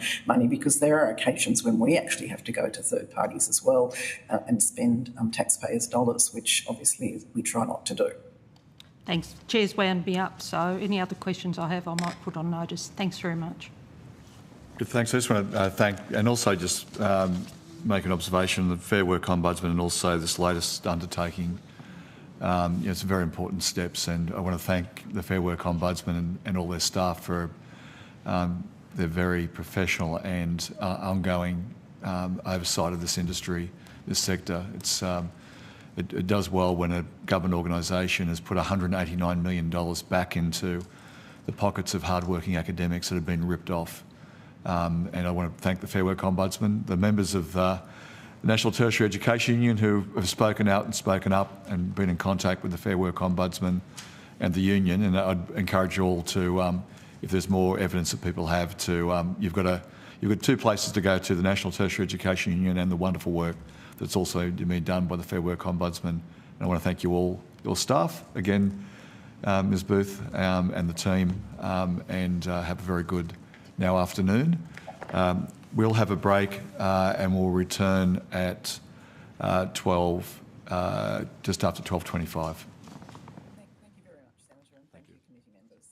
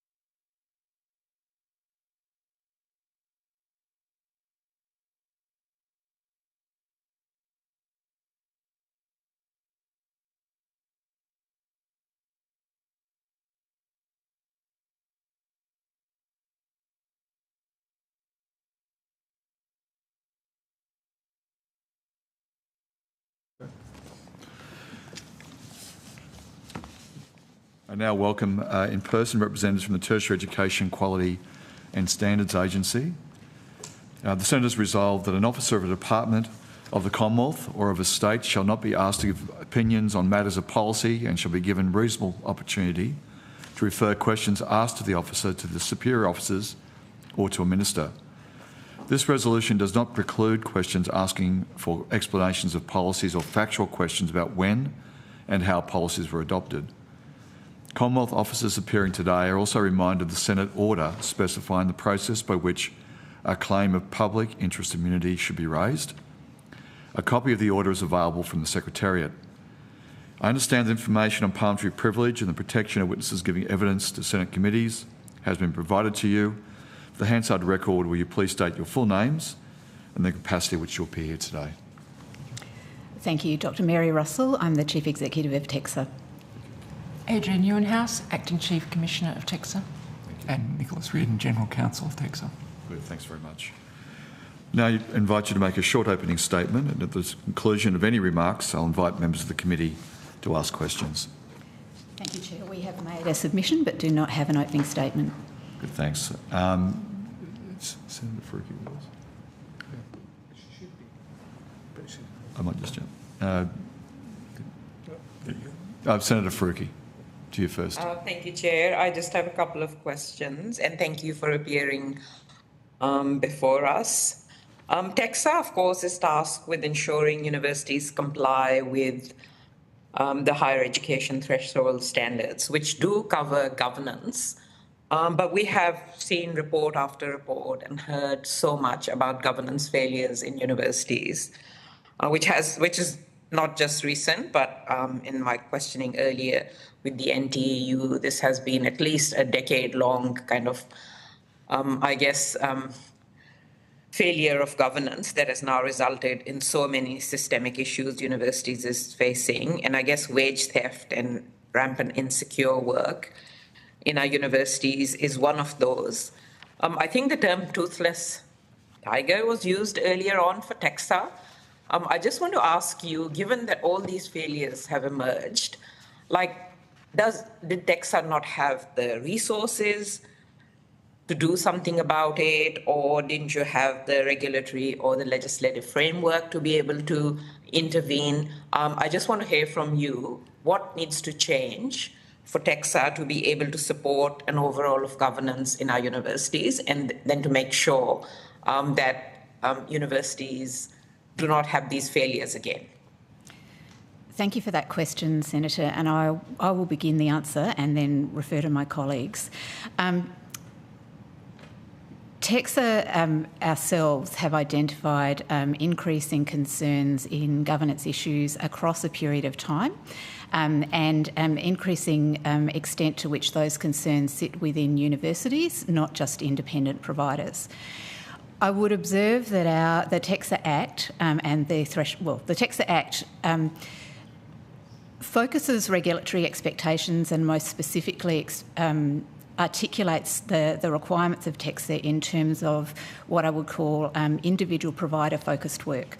So registration, re-registration, accreditation and compliance in relation to individual providers. The observations I've just mentioned, along with your own about trends in concerns about governance, we deal with in our submission. We've identified a number of concerning trends that affect not just one or two individual providers, but are concerns across the sector. This is why we have in our submission made specific reference to the types of powers that we feel would be needed for us to better respond to system risks and system problems rather than just individual provider focused compliance work.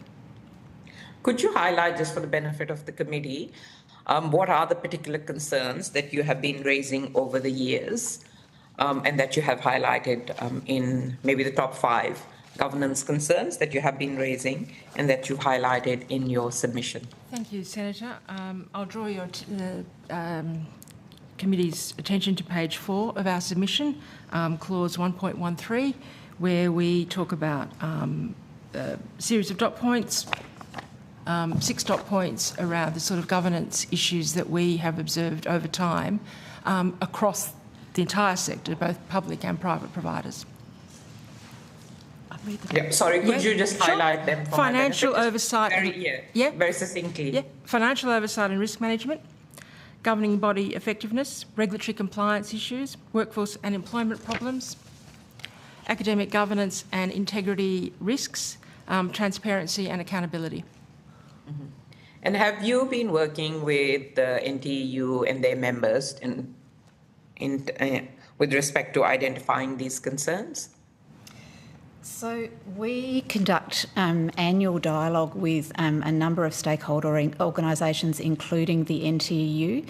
We have had discussion in those dialogues about two key dimensions of these issues over time. The first is the trend towards casualisation in university workforce and some of the implications of that in relation to issues identified by the NTU and a perspective of how that sits in relation to the threshold standards. Also more specifically, some of the compliance issues that have been raised in the NTU's evidence today, particularly around underpayment of wages. I would also add that we have worked since 2020 with the Fair Work Ombudsman to share with the Fair Work Ombudsman concerns and intelligence that we have and have supported their investigations and compliance work as the lead agency with the powers to enforce workplace standards and compliance with the Fair Work Act. I think one of your concerns that you've raised is about governing bodies, and we had a bit of a discussion this morning with the NTU about that. And I've had a long-standing concern about university government bodies, including the councils, where the number, and there is evidence to completely show this. The Parliamentary Library did some work for us to show how the number of elected staff and students over the last 20 years has reduced, where appointed corporate positions have increased. We heard this morning the lack of transparency, accountability in terms of staff and elected members when they can participate, or when, how they are provided minutes of meetings is a real governance issue. Are those the concerns that you are worried about as well when you talk about governing bodies of universities? Thank you, Senator. So the composition of governing bodies, as you may know, was one of the issues that is being followed up out of the governance concerns raised in the Universities Accord. The expert advisory group is considering that has been established, is considering that as part of its deliberations. I think what we would say is we recognise that universities are large, complex entities with large budgets. So there is a need for corporate and executive expertise on governing bodies. There is also clearly a need for the voice and perspective of staff members and students on those governing bodies. I would probably add that as public institutions, there is a need for the experience and expertise of people who have background in public sector governance and accountability. And that is one of the areas that is perhaps at the moment not sufficiently addressed in governance requirements or in skills and capability matrices for university councils. That is one of the issues that I'm raising with the expert committee. In terms of the nature of participation by staff and students, I'll ask Commissioner Neuenhuis to just speak to some of the complexity around the role and responsibilities of those members on councils. I think, as we heard this morning from the other witnesses, the actual size and shape of university councils, it comes through their acts of establishment. So some of the conversation about the nature of the appointments of people onto the councils and their scope of representation back to their constituencies versus their fiduciary responsibilities as a member of a board is confused. But at the moment that is bound by the acts of establishment and how they define membership and responsibilities on university councils. But if it is confused, you would agree that that needs to change? I think it needs to be made clear the process by which representative conversations can occur, such as the sort of consultative committees that the Fair Work Ombudsman talked about, versus responsibilities as a member of a board, for want of a better terminology, and how we make that clear in governance matters, including in acts of establishment. Thank you very much. Thanks, Chair. Good, thanks very much. I'll now go to, well, you might be 5 and 6, yeah, 5 and 7. Thank you. Sorry, Senator Bullitt. Thanks, Chair. You mentioned that you're also developing statements of regulatory expectations, two of which I think will be released this year. Is that correct? One on compliance with workplace obligations, one on student grievance and complaint mechanisms. I don't know if you heard earlier the NTEU and the concerns they had with students being, as well as staff being heard, but are you able to talk me through how these SREs might work? Yes, thank you for that question. So there is an SRE out for public consultation at the moment in relation to student grievance and complaint mechanisms. There is another one that we are reviewing. There is a second one which we are preparing to publish, which relates to steps that we expect universities to undertake to guard against wage underpayment. That one is substantially informed by the work of the Fair Work Ombudsman. The Ombudsman referenced earlier that in the course of their investigations, they had identified a number of practices and safeguards which should be put in place in universities to guard against, to rectify some of the problems that have led to underpayment and to guard against the risk of repetition of those problems in the future. We have worked closely with the Fair Work Ombudsman and we have consulted with groups including the NTEU and employer representatives to reflect that those safeguards in the statement of expectations. That one needs to go back to our commission to consider the feedback and the final alterations, and we expect to publish that by mid-year. So there's an expectation that they will develop internal mechanisms to meet workplace obligations, or is there an expectation that they'll get some independent advice? I mean, obviously, I think I can say without appearing too vicious that they've been pretty incompetent to date when it comes to workplace relations and employment policies. So I'm interested if you could tease it out a bit more for me, if you've got any more information on how we're going to make sure that these problems have been rectified. Yes, so I will pick up a number of points that the Fair Work Ombudsman raised this morning. One related to delegations and there being sufficient oversight of staff who are actually managing contractual engagement with casual employees in particular. The need for central oversight and auditing and controls in relation to the management of pay and payroll issues. Upgrades and adequacy of payment systems and ensuring that those are compliant with enterprise agreement requirements, issues in relation to delegations, but also there are obligations that university executive and that the governing councils need to have to assure themselves that they're satisfied that their obligations are being met. So there are, we anticipate that there will be requirements in there in terms of attestations from Vice-Chancellors about the extent to which they have assured themselves that their obligations are being met and that their employment practices and systems are compliant. So it's putting some specificity around those types of expectations for the sector.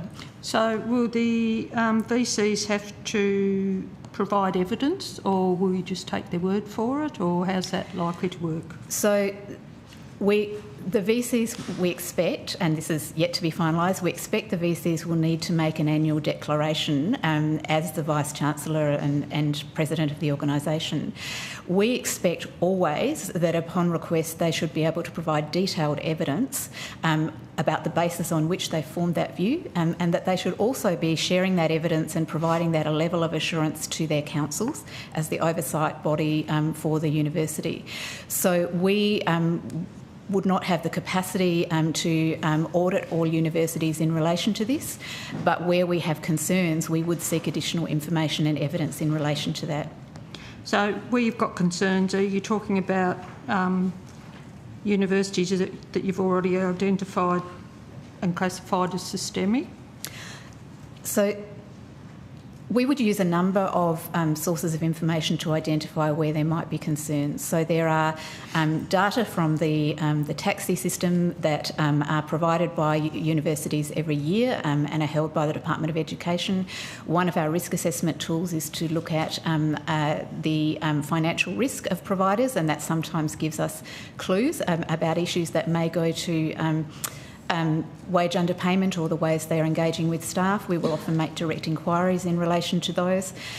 We do require that universities provide us with audited accounts on an annual basis, and we receive intelligence from the sector, including from the NTEU or other sources that may on occasion raise concerns for us about practices in universities.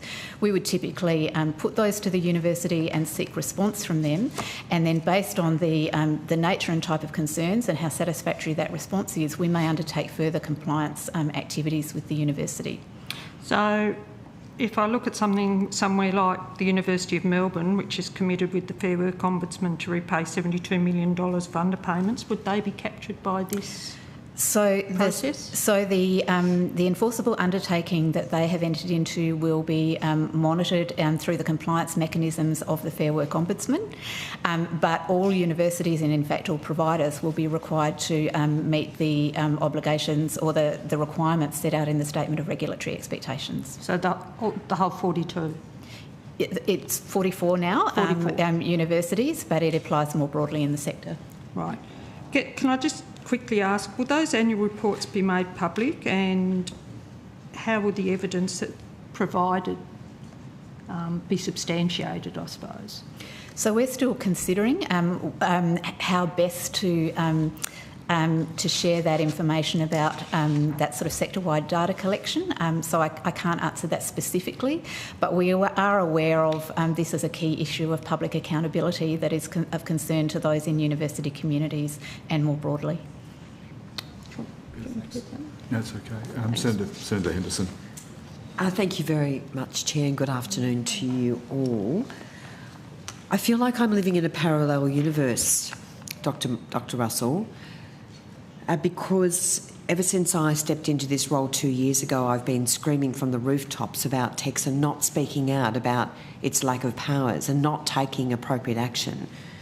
And 2 weeks ago, I raised in Senate estimates, I have wanted you to be a feared, powerful and robust regulator. It's very clear to me, Dr. Russell, that you have not used the powers that you do have to the full extent the legislation provides, and nor, from my understanding, have you sought additional powers. Now we've seen you suddenly wake up. The regulator's woken up and is now proposing additional powers. Well, congratulations, but I would say this has taken far too long, because when we had the anti-Semitism crisis on university campuses, Dr. Russell, TEXA did basically nothing, wrote a few letters. And so I'm pretty unimpressed about the performance of our university regulator, along with a very weak education minister who has not thrown the book at universities when it's been required. So you've now seemed to have seen the light and understood that you require additional powers. And when did you come to that decision, and have you written to Minister Clare seeking those powers? So can I just clarify, Senator, I reject the assertion that you make that TEXA has not acted in relation to anti-Semitism on campus. Is that part of the question? Because we are providing to you on notice detail of the activities we have undertaken. My question to you, I've said that you've done barely anything. You wrote a few letters. You never took the strong action required to protect students on campus. So I would like to answer that. Emboldened by a weak education minister, because if I had been in the job, I can assure you, under a Dutton government, life would be very different for the universities. We would not tolerate this, Dr. Russell. So again, I raised this 2 weeks ago, and now, out of the blue, we've seen TEXA seeking additional powers. So have you written to the... My question to you is, have you written to the Minister seeking those additional powers? Chair, may I reply to the implied questions as well as to the final question? You most certainly can. There was quite a bulk of questions that were asked there, so please take your time. Thank you. So in relation to anti-Semitism, it's important to understand that TEXA can respond to both breaches of the TEXA Act, but also to instances where providers are not meeting or appear to be at risk of not meeting the higher education standards. It's important to understand that responding to issues like protests on campus is not an issue simply for TEXA as the regulator, but involves a number of other agencies, including potential involvement of law enforcement agencies where universities deem that is important, universities' own responses, and our liaison with other agencies, including security agencies. With respect Dr. Russell, this is gobbledygook. I would like to finish answering the question. This is rubbish. You've got powers to raise concerns with the Minister, and you did nothing. I don't accept that. I'll just remind all senators that there is an opportunity for witnesses to give answers to questions. The witness was giving a precise answer to a very series of long questions. Back to you, Dr. Russell, so you have a chance to answer the question. Thank you. TEXA has an escalated series of responses that we are undertaking in relation to concerns about anti-Semitism. The combination of those is more likely to be effective than any of those in isolation. So those include having had direct contact with universities while protests were ongoing, providing immediate feedback and requests to those universities to action points of risk or points of problem, and universities were compliant with those.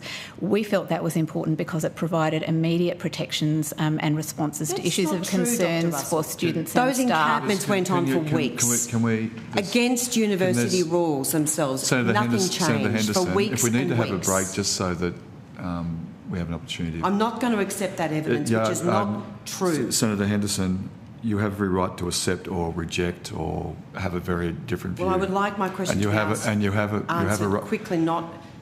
I'm sorry, witnesses don't have the opportunity, you asked a very fulsome series of questions. 5 or 10 minutes in answer to a question. No, you've asked a very fulsome series of questions. I've asked one question. You've asked a very fulsome series of questions and implications. Dr. Russell should be allowed to answer the questions. I know you mightn't like the answers, and that's your prerogative, but Dr. Russell should have a chance to answer the question. I'm querying the answers. Thank you, Chair. The second level of regulatory activity and action that TEXA can take is to issue guidance to the sector in the context of the unfolding issues of the anti-Semitism and protests. What was required continued to evolve, and we issued repeated updates of our guidance to the sector by letter, and we have, of course, now issued a statement of regulatory expectations in response to specific concerns raised by students about grievance and complaints processes. The third and important area of our activity is conducting individual compliance casework where that's relevant with universities.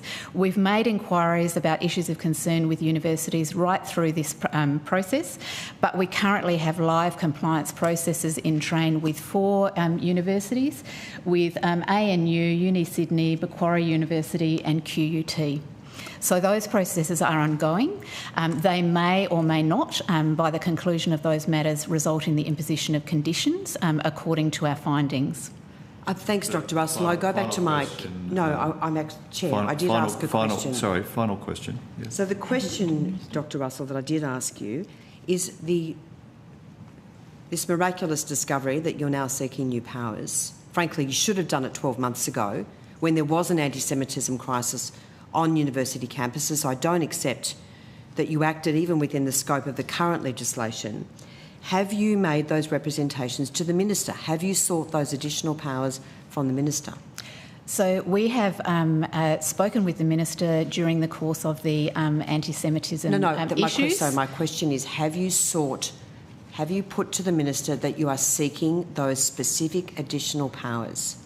The issues that we have raised with the Minister included both updates about the issues that were emerging and the ways in which current provisions within the university's own processes and practices were insufficient. Could I ask you to address my question, Some of the please? complexities, Senator, about us being able to respond to those at a regulatory level in a timely way. So I just want to get a clear answer to my question. So the issues you've raised, seeking additional powers in your submission to this committee, have you requested those additional powers of the Minister? So, Senator, as I answered to you in estimates, we have not at this stage written to the Minister in relation to those. What I would say is that there have been learnings for the entire sector and for us as a regulator about where there are gaps in powers and weaknesses in powers that can be strengthened to enable us to be more timely and more responsive to sector-wide issues.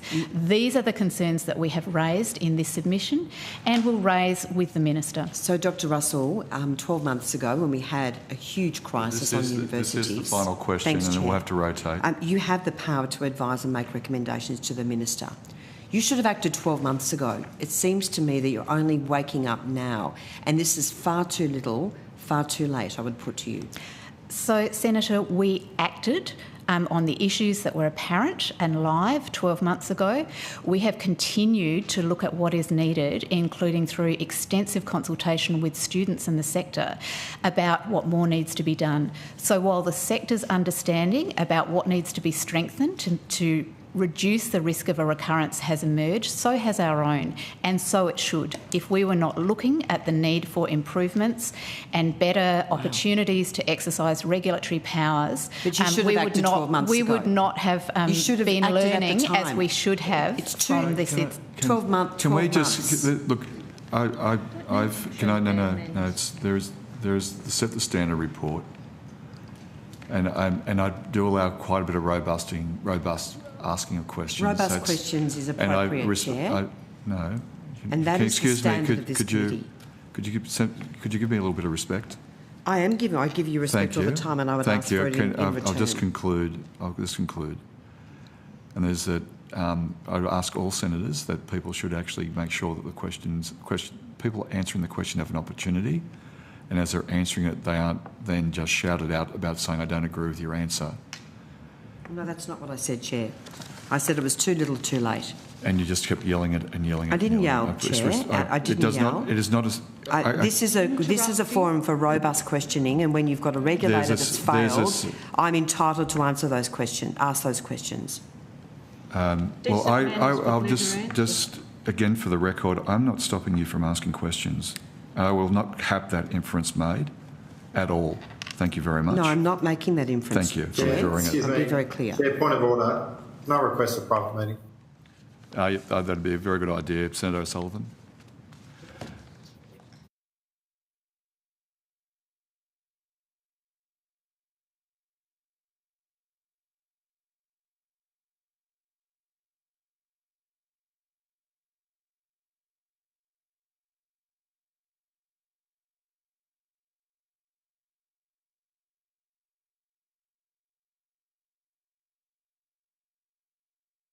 It's okay. We're right. We're right to go. Thanks. Just go back on just the. Now go to some questions from me. There was some very important. Appreciate that there was some evidence given earlier today by a number of individuals that are on council boards, many of whom are elected representatives from the academic fraternity within universities. Whilst there's some specific issues that were raised, which I'll just mention, I'm not asking you to make any comment about that. I appreciate that you've got to be, any concerns raised with you would be done independently, so I'll ask you a more general question. But I was deeply concerned about the accusations that were made. The universities that have been mentioned will be given an opportunity from the Senate committee to respond, and I'll encourage them to respond in writing to those concerns that were raised. That would be due process for the Senate committee, so we can give proper evaluation.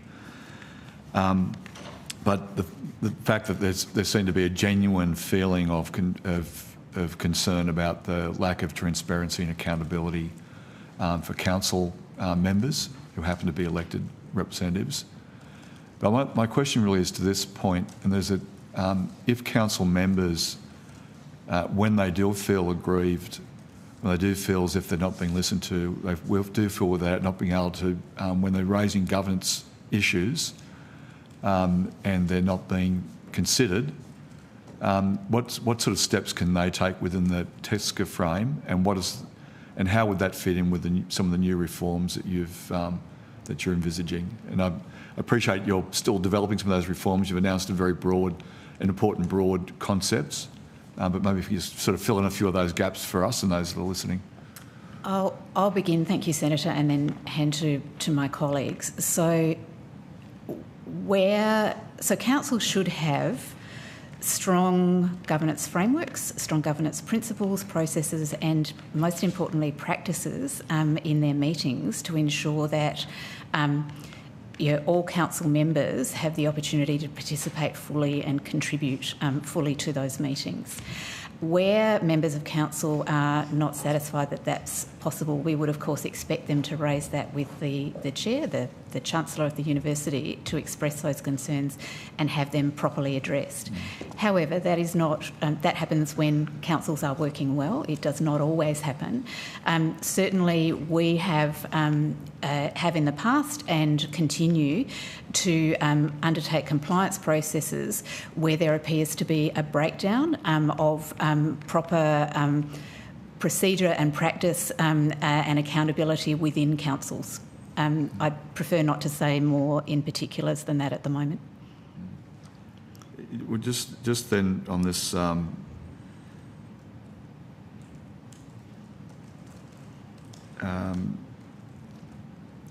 this question about then, not the question of the veracity of the assertions that were made today.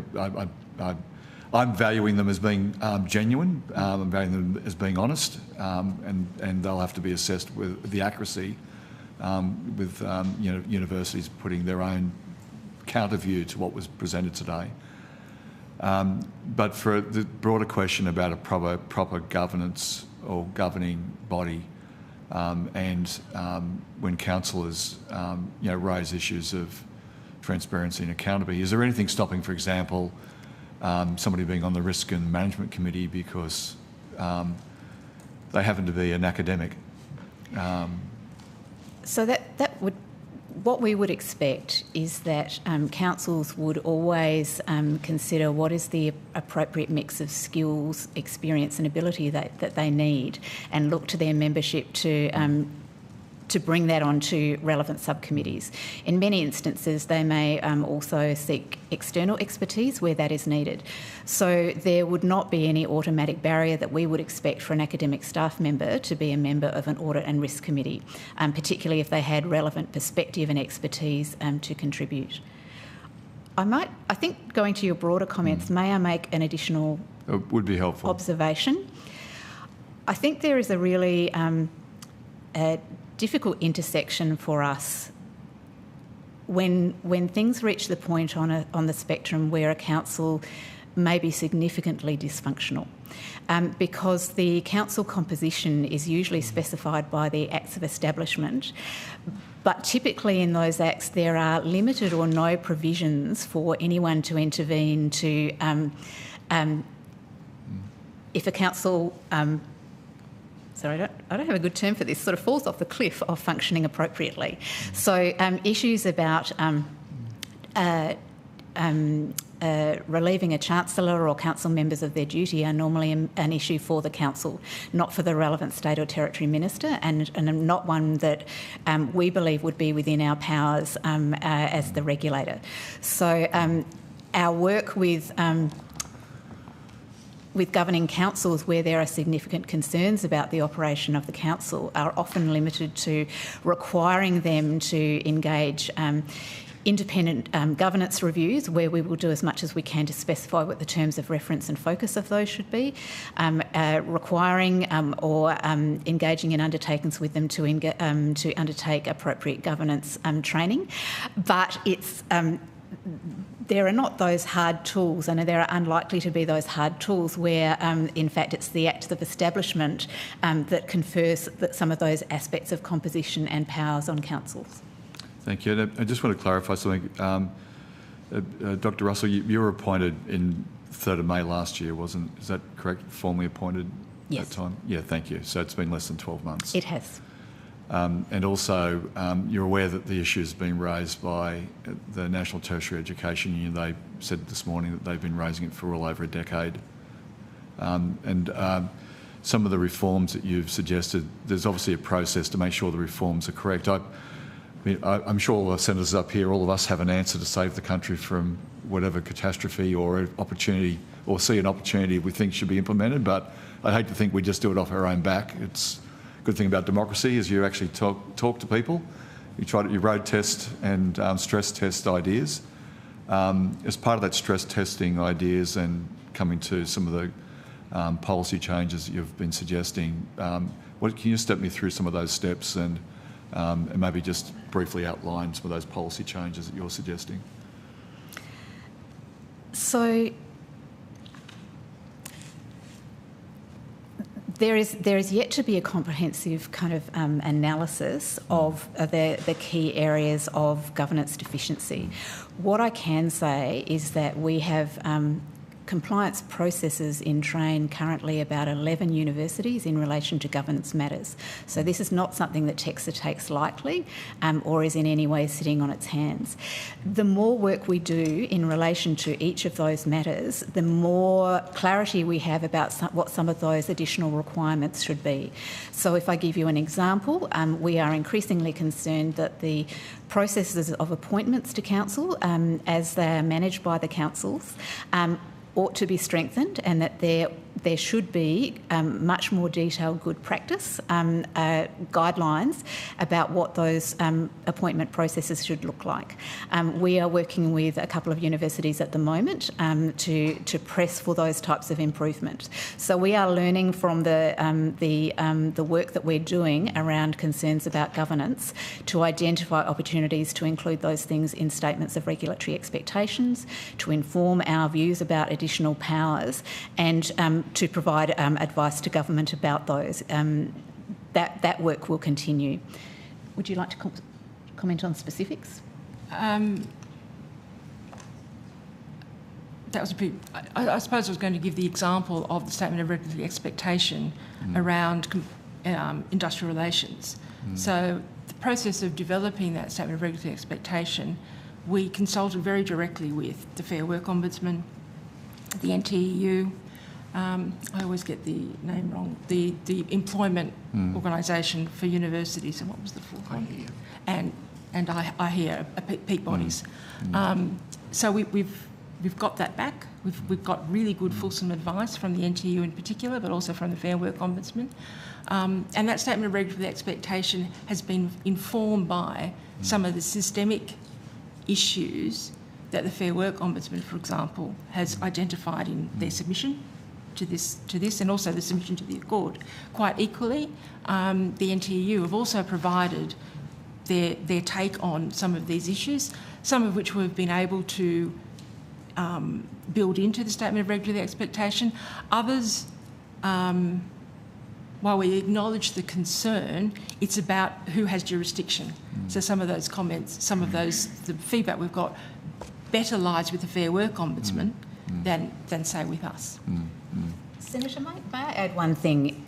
In terms of general areas for improvement, when we have compliance concerns about a governing body or governance in a university, one of the things we typically find is that there's much more of an arm's length approach to governance.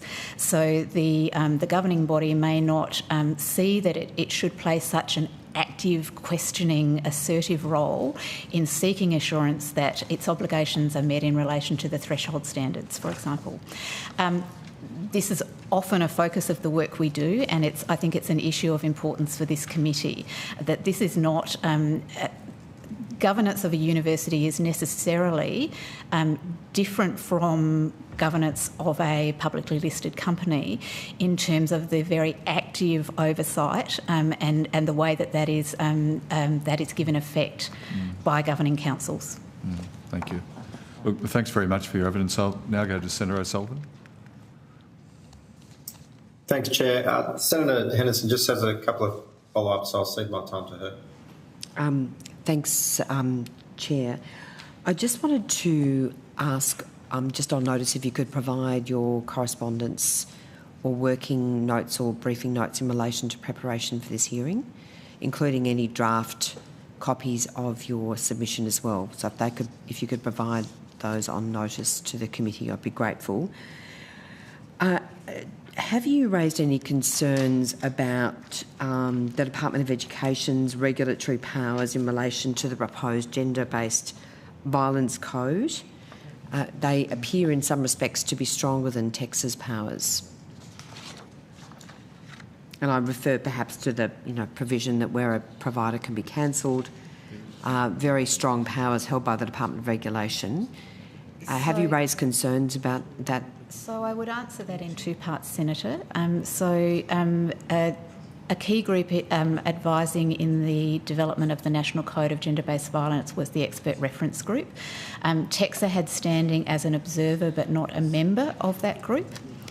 TEXA worked very directly with officials within the department in trying to provide regulatory perspective, particularly around questions of what might be needed for what might need to be considered in the expression of the code in order for it to be practical to implement from a regulatory perspective. The department has also, as I understand it, sought other advice, but that would be a question for them. So in terms of the powers that you are now seeking as you put to this committee, what are the implications for broadening TEXA's powers? Could you outline briefly? So the broadening of powers that we are proposing would better equip TEXA to respond to issues that are not limited to a single provider, but are issues that are emerging across the sector, but also to issues where a very rapid regulatory response is needed. And so what sort of things are you talking about? So I would refer you to the submission in which we call out the need for more specific powers in relation to responding to acute regulatory issues. Now, some of the issues around student protests, issues around provider failures, some of those other issues might fall into that category. Responding to systemic risks and monitoring systemic risks and early oversight. So these are all referenced in section 3 of our submission, Senator. And have you just understood that those powers are required now, and could a stronger TEXA, for instance, alleviate the need for the gender-based violence code to be administered by the Department of Education? I am not in a position to comment about a decision of government about where to situate the gender-based violence code from a legislative perspective, or in terms of the implementation of the unit managing that. Does TEXA not have the capacity to administer the gender-based violence code? Well, it's not TEXA's responsibility as that's been developed. No, that wasn't my question though. Does TEXA have that capacity, the expertise, the personnel to administer that code? We have not been asked to administer that code. No, I realise that, but I'm asking whether TEXA has the expertise and the personnel to administer that code, I think if asked. I think one of the things that that has become really apparent in that gender-based violence work, both by submissions from victims, but also by the work of inquiry, is the extent to which community expectations, absolutely reasonably, now require a much more nuanced approach to receiving and responding to concerns of individuals. Now, I think in many ways, it's important to call out that TEXA responds to issues where there may be a provider may not be meeting the threshold standards.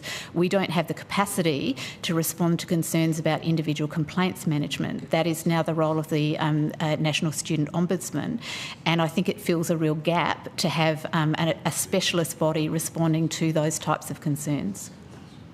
But the specialist body is the Department of Education. And the National Student Ombudsman. These are dealing with different parts of this issue. Sure. Something that we, of course, advocated for, including the inclusion of an anti-Semitism expert, which we sought as well. Look, I guess, Dr. Russell, it's fair to say, though, that given you're raising the need for these additional powers, including to respond to crises on university campuses like the presence of hits but to hear, extremists on campus and the menacing of students and the like, I go back to my earlier concerns that I've raised. Why has it taken TEXA so long to raise the need for these additional powers? We are raising the need to deal with systemic issues, so issues that are live and pose a significant risk beyond single providers. I can only speak to what has happened in the time that I have been at TEXA, and we have been developing our understanding, issuing new types of guidance, statements of regulatory expectations, and looking at what types of regulatory approaches and powers are needed for us to respond in the way that we believe is now both necessary and being expected by the public. Has Minister Clare or the department ever asked you to develop a proposal for additional powers? Not to this point. I have commenced discussions with the department about how to progress this.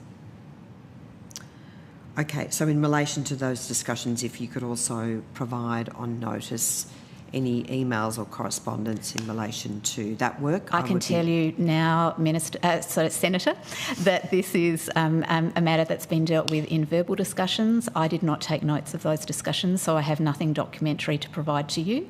But I can tell you that that will be an ongoing piece of work. So there's been no written documentation of any of your work? So you don't take minutes at meetings? It was not that type of meeting, and Senator, what I would say is that a lot of the thinking that sits behind that is actually documented in this submission. You know, gender-based violence, anti-Semitism, governance failures are all systemic issues, and these are the areas where we've indicated in our submission that we believe we need additional powers, and we've indicated why. Thank you very much. Thanks, Chair. Good, thanks very much. If you've taken any questions on notice, could you please return the answers to the Secretariat by Wednesday, the 26th of March 2025? And thank you for coming and joining us today. Also, I'll just be circulating for everyone's information, including those that are at the table, the Parliamentary Workplace Support Service Behaviour Code for Australian Parliamentarians, and also Behaviour Standards for Commonwealth Parliamentary Workplaces, but that's for everybody's benefit.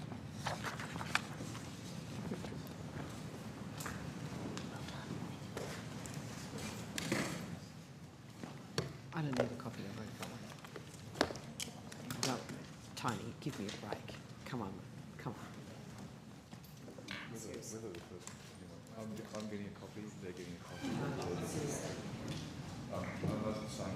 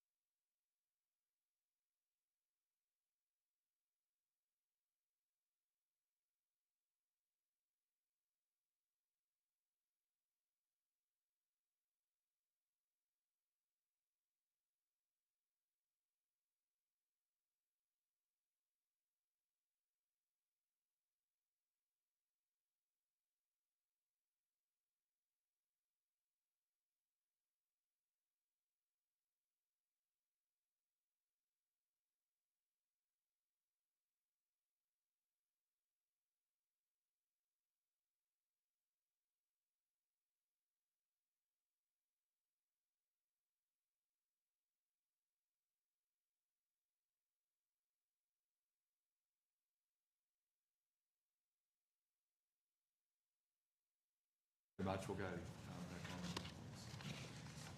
back on. Where are we? I've got to grab the papers. Thank you for the backup. Give me a chance to collect my thoughts for a minute. I now welcome in person representatives from the Department of Education, and I understand that information on parliamentary privilege and the protection of witnesses giving evidence to Senate committees has been provided to you.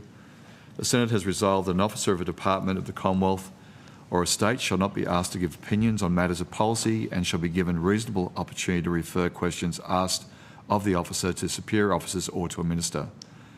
This resolution does not preclude questions asking for explanations of policies or factual questions about when and how policies were adopted. Commonwealth officers appearing today are also reminded of the Senate order specifying the process by which a claim of public interest immunity should be raised. A copy of the order is available from the Secretariat. For the Hansard record, will you please state your full names and the capacity in which you'll be here today? Thank you, Chair. Ben Rimmer, Deputy Secretary, Higher Education Research and International. Thank you. Chair, Danielle Donegan, First Assistant Secretary for Higher Education, Stewardship and Funding. Simon Moore, Assistant Secretary, Strategic Program Office. Good, thanks very much. Would you like to make a short opening statement? Yes, Chair. Thank you for the opportunity to address this inquiry into the quality of governance at Australian higher education providers. Good governance in our higher education sector is essential to ensure that our universities and other higher education providers can deliver high quality education, foster innovation and maintain public trust and social licence. It's also essential to ensure that students have an excellent learning experience, where students from all backgrounds receive support to have the opportunity of a transformative education, and where staff are valued and supported to do their best possible work. The Australian Government provides approximately $22 billion each year in Commonwealth Government financial support to the higher education sector, so good governance is also a matter of high quality public sector financial management, integrity and value for money. University governance policies are a little bit complex. They're put into effect under a variety of legislative mechanisms governed by states, territories and in one case the Commonwealth. Historically, governance and regulatory policies have emphasised the role of individual universities in making their own choices about how they should operate. Over the past few years, there's been significant change brewing. The Australian Universities Accord commenced in late 2022 with its final report published last year. It highlighted a number of critical areas where governance needed improvement, particularly on student wellbeing and safety issues and on staff employment. Other governance issues have been the subject of significant community debate, including in this place, such as the need to improve support for all students in the period since October 7 and the need for better choices by universities to ensure sustainable, high integrity approaches to international education. Since the Accord report was delivered, the Government has announced a range of significant reforms in relation to university funding, governance and student support, many of which touch on these issues, including, for example, the new National Student Ombudsman.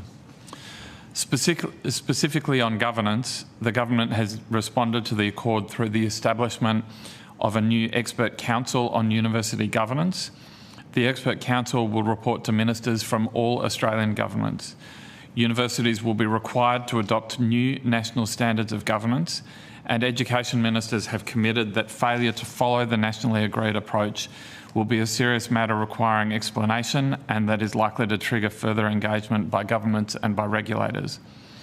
Education ministers also agreed 10 priorities for specific improvements in governance, some of which go to matters that have been discussed today, and that ministers said that they wanted to see from this work. The Expert Council and the Department of Education will engage closely with states and territories and will continue to work with them through the Education Ministers' meeting process over coming months. This engagement is the most significant Commonwealth state collaboration on university legislative and governance arrangements for over 20 years.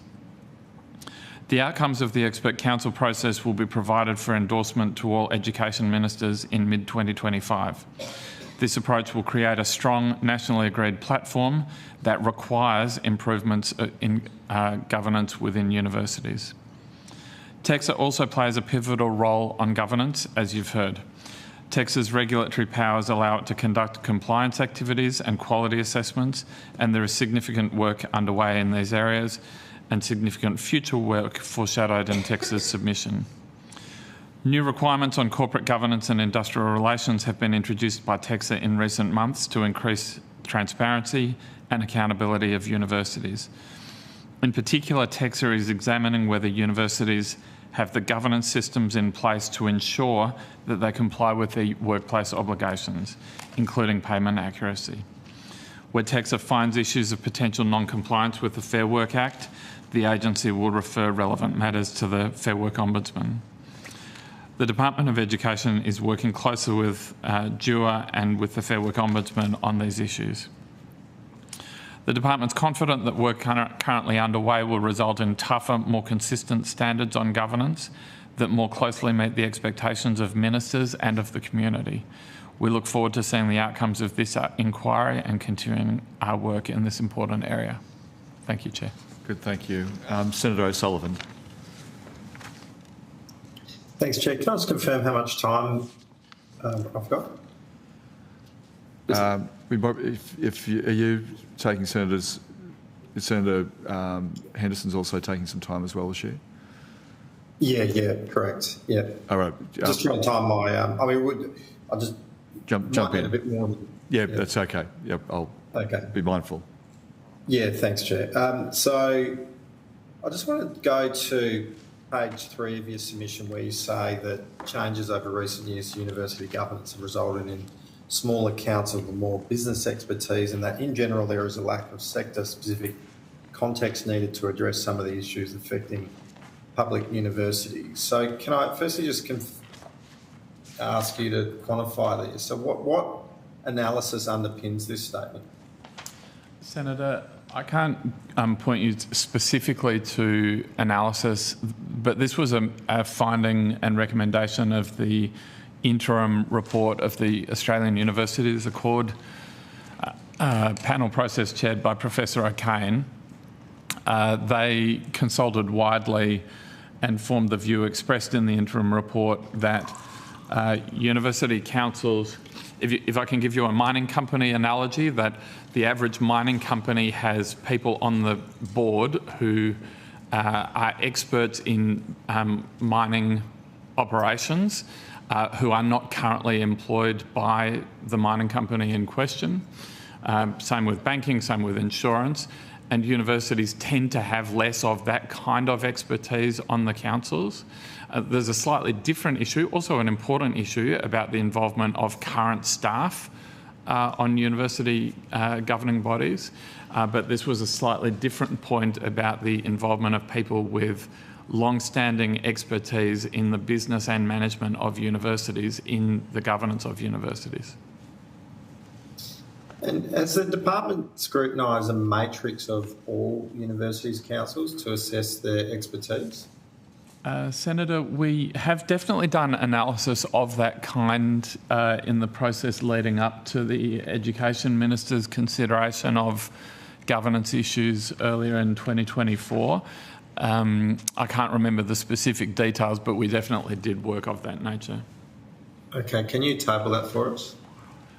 I can't table that for you today, Senator. You can take it on notice then? Sure, we'll take that on notice. Thank you. I wanted to ask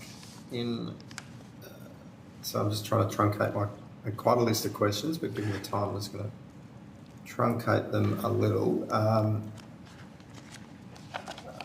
Can I ask in relation to the expert panel that's been assembled? How was the expert Ms. Annalie Cribb selected and engaged for that work in relation to the expert advisors? Senator, I think there are two separate processes that you're traversing in that question. I think it is. I've changed to a different subject, yeah. Yeah, so the Expert Council had a process to work out the membership of the Expert Council. In relation to the IR expert, we consulted widely, Senator, with the NTU, with universities themselves, with industrial relations experts I suspect we may have asked the Fair Work Ombudsman. We went through a process to identify an expert in this field who the parties thought would add value to their conversations, because it was really all about trying to improve what I think everyone would say is a relatively poor industrial climate, and trying to build a stronger sense of collaboration and engagement to improve the industrial climate. We heard this morning from the NTU that there's been quite extensive work being done. I think they said there were 8 sessions, although they were going to confirm the actual quantity, including, they said the deep and systemic work and intensive and long sessions were had. And that there's a report with recommendations to improve university governance. What's the status of that report? Senator, the department received a draft of that report on Saturday, the final meeting, the 9th workshop, so there were 9 workshops in total. They took place over a number of months. The final workshop was on Friday, the 28th of February.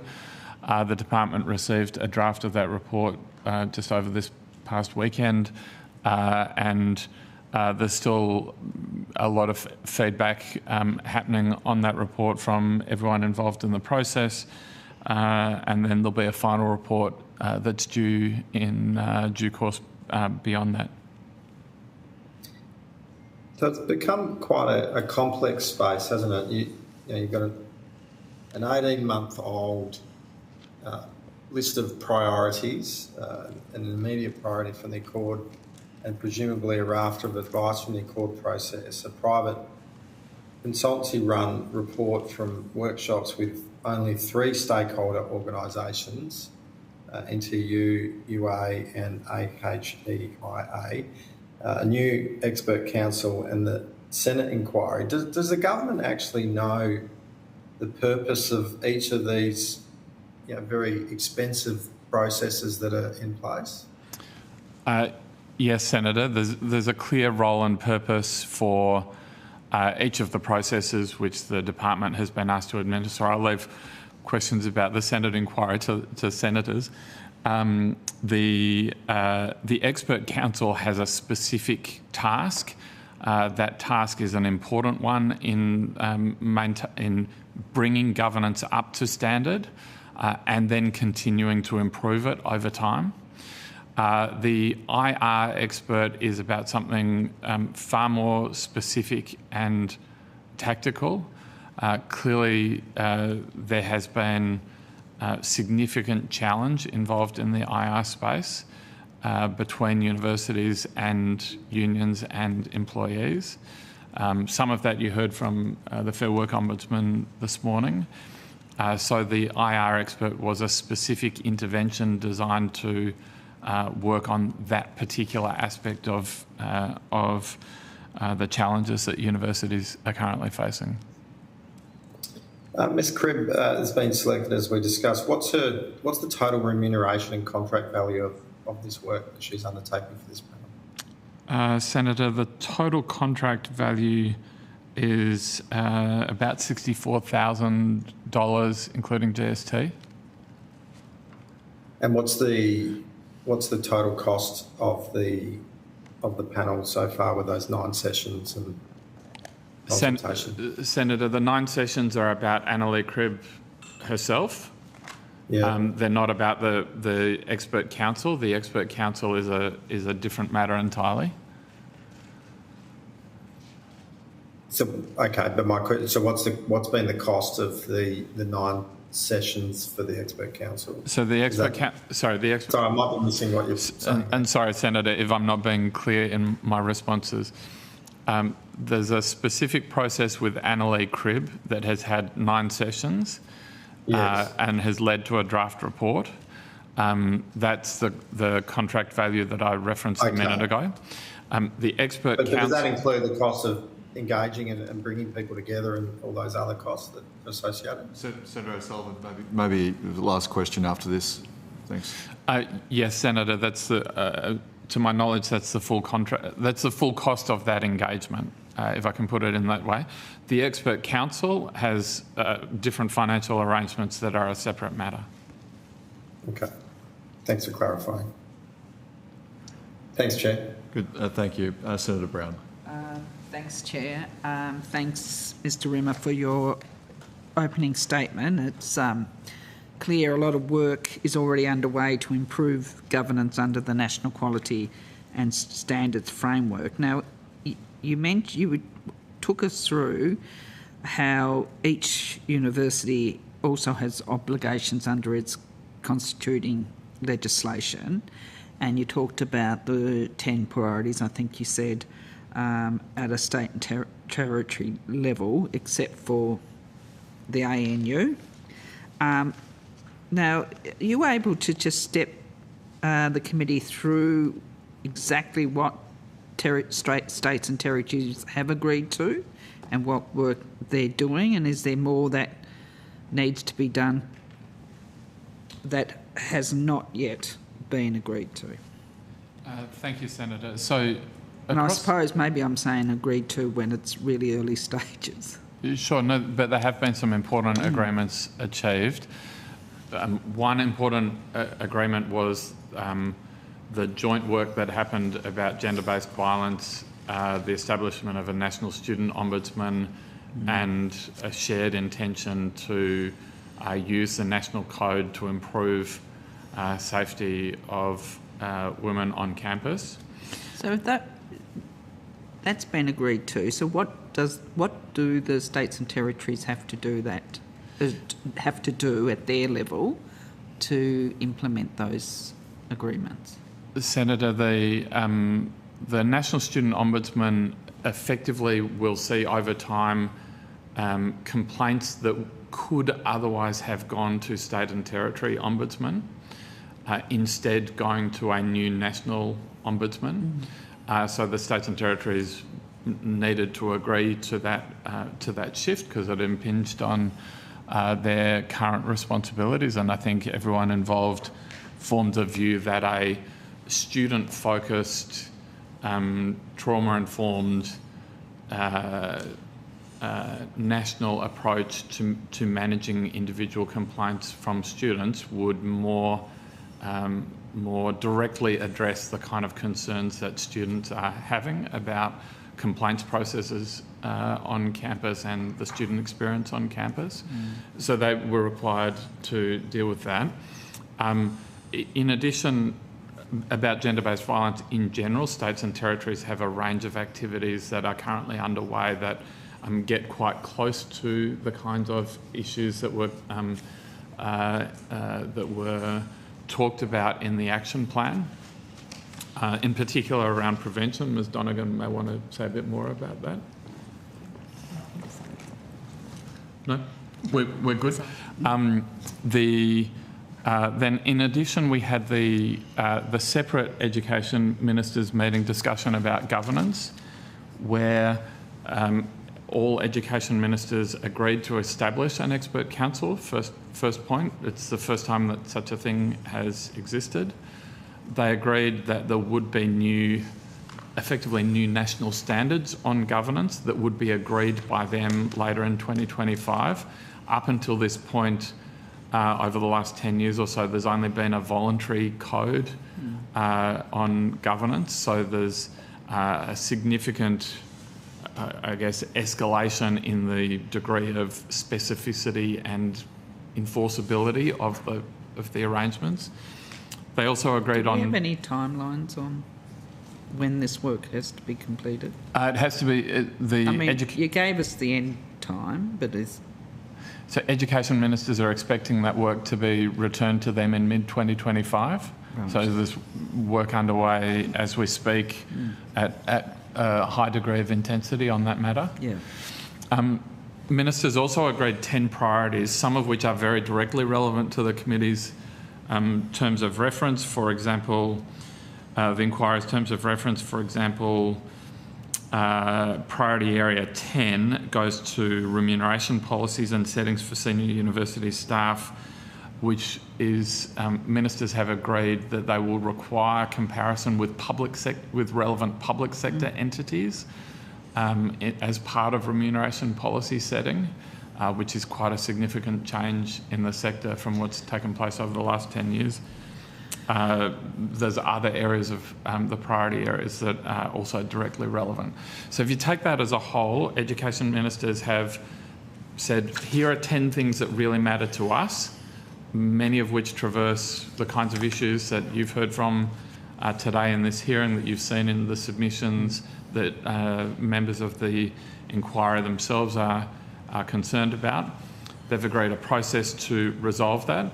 They've struck a new balance between, I guess, the balance between micro-control of university settings by government versus university autonomy. They've set a new balance on that question, and they've required work to come back urgently.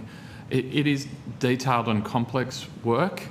It's not work that can kind of happen overnight. It's work that involves a range of stakeholders, most of whom are represented in the expert council process itself. So outside that process, and I agree, there's a lot of work that is being currently undertaken, but outside that process, is there any more work that states and territories could be doing? Senator, states have... Almost every university is a state public sector entity. So questions of financial management in the states, questions of governance of public sector entities in the states and territories are very much in play in this conversation. And there have been at different points attempts by state auditors general to engage on these issues, for example, I'm aware. So there is certainly quite a lot that can be done by states and territories under the current arrangements. I think it's also true that education ministers have agreed that it would be preferable to have a single nationally consistent approach to these things. That nationally consistent approach, by the way, may require over time different states and territories to consider changing their own legislative arrangements, for example, in relation to the composition of university councils. Right. Well, I haven't got much time and I have another question I'd like to ask, but... Quickly. So if you can consider my question perhaps on notice, you might want to add to your response. There was a... I'm not sure if you heard from the NTEU this morning, and there was a statement that was given by Dr. Abbott about serious governance implications, where the only staff voice on the governing body was being totally ignored.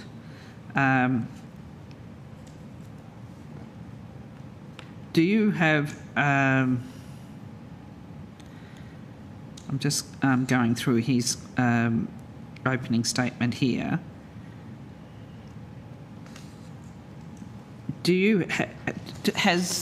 What happens when the NTEU, have they come to the Department of Education to make complaints about these sorts of alleged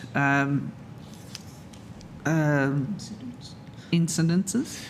Senator, I hadn't heard about that specific incident or issue until the somewhat alarming testimony that you received this morning. We are in regular conversation with the NTEU about a range of these issues, and I'm aware of, I guess, the general disposition that they have on some of these governance issues. Some of which are reflected in that individual experience. So you heard that evidence this morning, right? Yes. So what would you do now that you've heard that about Dr. Abbott's evidence here today? Senator, would the department reach out to the to Dr. Abbott? We can do, Senator. I think there are a number of issues that come into play. One of which is, I don't know which state and territory we're talking about, I'm afraid, but the state and territory government as the owner of the statutory, the public sector entity, I think would be wise to consider those matters. It also, at the very least, raises questions about compliance with the threshold standards, and I'm sure if the right information is provided to TEXA that they will consider that matter deeply. They're the two immediate pathways that come to It must be my quite mind. concerning, though, if these... Sorry, Senator. I was just clarifying, you're proposing to do that work, not TEXA? Can we just, sorry, there's sorry, the call hasn't been given. It's still with Senator Brown. Okay. The call, it's the chair. Mr. Rimmer. The call hasn't been given. It's still with Senator Brown, and other senators are welcome in their time to ask questions. I was going to say, obviously, it's quite concerning where you have this quite serious evidence given to a Senate hearing about being belittled and ignored. So my question really is that something that the Education Department will act on? Senator, we'll certainly follow up that question with TEXA and with the NTEU and with the relevant state and territory, and see what further action is required down that path. Okay. All right. Thanks, Chair. Thanks very much, Senator Brown. Senator Henderson. Thank you very much, Chair. So just to clarify that question, you made reference that the department would initially, in terms of the concerns raised this morning by the employee from Federation University, that the department will be following up in relation to that matter as to whether it meets the threshold standards? Senator, I'm sorry if I misspoke. The department doesn't have a role in determining whether something meets or doesn't meet the threshold standards, but as you know, the department frequently engages in issues that come to a minister or come to a Senate inquiry to try and seek a resolution of those issues. Okay, so you're not going to be taking that up. You're not, because I would put to you that if you were, that would be actually undermining the proper processes that would not ordinarily occur if there was any serious allegation raised. No, Senator. We'll be respecting the roles and responsibilities of the relevant parties. Thank you very much, Mr. Rimmer. Look, I've raised concerns about the university expert governance panel, and I appreciate that this is a decision of the government. But why has it taken so long to put this in place? Because it's the fact that it hasn't yet met, has it, the Governance Council? It has met, Senator. Oh, it has met? Yes. When was that meeting? A number of occasions. It's met twice. So it was announced on the 22nd of January. It has met twice. I don't have the dates, but I can say... in the last 4 weeks. Because originally it wasn't going to meet until midway through the year. I think that's what the Minister had indicated. I think, Senator, the Minister indicated that the work would be complete by mid-2025. That's right. And so what's the work plan of the Expert Council, and could you provide me on notice with the minutes of those meetings and the outcomes of those meetings and any other relevant correspondence that the department holds in relation to those, the activities of the Expert Council? Sure, we can take that on notice, Senator.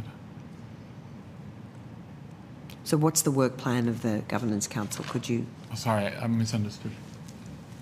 The Governance Council has terms of reference. Those terms of reference look specifically to the 10 action areas that the Education Ministers' meeting agreed earlier in 2024. In line with those priorities, the principles and recommendations should aim to strengthen institutional governance, make universities better places to study and work, support institution engagement with students, staff and governments, promote positive institutional cultures, and ensure that each institution has an ongoing capability to deliver its strategic vision. It then has a number of roles in undertaking that task. So it will assess the extent to which elements of the voluntary code are fit for purpose and whether they should be incorporated into the principles and recommendations. It will identify additional principles and recommendations that may be required to address the priority areas. It will identify best practice across the university sector and should that be implemented more widely. It will take into account the unique role and purpose of Australian universities in best practice public sector and corporate governance, for example, the ASX corporate governance principles and recommendations. It will engage with experts and stakeholders as needed. Okay, so maybe I'll ask you to table the rest of that document. Sure. If you could table the document from which you are reading, that would be appreciated. What's the title of that document? I have an expert council on university governance terms of reference. Oh, that you're reading from the terms of reference. Okay. Can I ask whether any of the University Accord drafts, advice or expert opinions relating to university governance will be made available to the expert council? Senator, that's not something that's currently foreseen. The inputs into the expert council are a range of corporate exemplars, a range of public sector exemplars, the Universities Accord interim report and final report, the Education Minister's decisions. They're the kind of the immediate things that come to mind. So they're not going to be, that work that's been done is not going to be provided, all of it, to the expert council? I'm not sure I know specifically what work you're referring to when you say that, Senator, but the work I'm talking about all of the work in the context of the Universities Accord. Yeah, so... in relation to governance? Yeah, so the way that work was documented was in the final report and the interim report. I'm sure if there are specific things that come up, I don't rule out the thing you're asking for, Senator. It's just there's nothing specific that I can bring to mind right now that would fall into that category. I imagine the expert council will also consult with stakeholders and will undoubtedly receive written submissions from a range of stakeholders, including those that are part of the council process themselves, but also more widely. Okay. I also, just on that note, I am still waiting for the draft copies of the Universities Accord final report as ordered by the Senate, Mr Rimmer. Yes, Senator. The Minister has defied that order. When will those copies be made available? Senator, from memory, I believe we took a question on notice about that at estimates. Well, I'm asking you again. Well, Senator will answer the question. I'm asking you a fresh question in relation to the Accord. Have you got any Senator, further information? We have previously taken that question on notice and we will provide an answer to that question on notice. But this is a different committee hearing, and I'm just, in relation to the Universities Accord, can you provide me with any update as to whether the Minister is going to comply with the order of the Senate? I have no additional information to provide, Senator. So the expert council, will that report to the department or the Minister, or...? The expert council reports to education ministers, plural. And so why is it that the government has not taken any action on some of the serious governance issues which have been raised, particularly concerning Vice-Chancellors holding dual positions which potentially give rise to serious conflicts of interest? Senator, I think you're asking for an opinion. I'm just asking what's the basis for not... Senator, you're asking for me to put forward an opinion about a policy matter. No, I'm asking you for what is the basis for that matter not being addressed more urgently? Perhaps I can answer in a slightly different way. There have been a range of actions taken over the past 18 to 24 months to improve university governance and to see important issues that have surfaced be addressed. Those actions are pretty comprehensive, they're important, they're detailed, undoubtedly there's more still to come and more still to do, but there is a wide range of action currently underway on the issues you raised. Sure, there's lots of talk fest, but there's no action on Vice-Chancellor salaries. There's been no action we've heard today now on proposing tougher powers for the regulator, and there's no action on the conflicts of interest issues that have been raised, which are, I would put to you, quite serious. What's the government's position in relation to Vice-Chancellor salaries, given, and I appreciate that this is a decision of the government, but there's been no action in relation to the exorbitant salaries which are being paid to Vice-Chancellors. Is there anything that you can inform us in relation to that matter? A little, Senator. The issue of Vice-Chancellor's salaries has been the current approach to Vice-Chancellor's salaries has been a matter of settled policy since 1995, when changes to legislation were made that effectively made Vice-Chancellor's salaries a matter for each individual university. Since that, and that's the continuing position of the government? That has been the position of multiple governments over really what's now 30 years. In recent times, the government has commissioned the expert council. Governments have commissioned the expert council, and one of the specific matters that they have asked for expert council advice on is how to ensure that policies and processes for remuneration are rigorous, are transparent, have due consideration of comparable scale and complexity public sector entities, which goes to some of the issues you're talking about, and that they ensure remuneration policies and packages are publicly reported, which also goes to some of the other matters that have been in the public domain in the last 6 to 12 months. So there is work underway specifically on this issue. I guess, yes, I appreciate that, but I guess at the end of the day, it's a decision for government. We've seen no decision. So will the expert council consider whether the remuneration of Vice-Chancellors should be determined independently by the Remuneration Tribunal, which is, of course, policy announced by the Coalition? Senator, the expert council is not constrained in the advice that it gives back to government, other than by the general precepts of the terms of reference.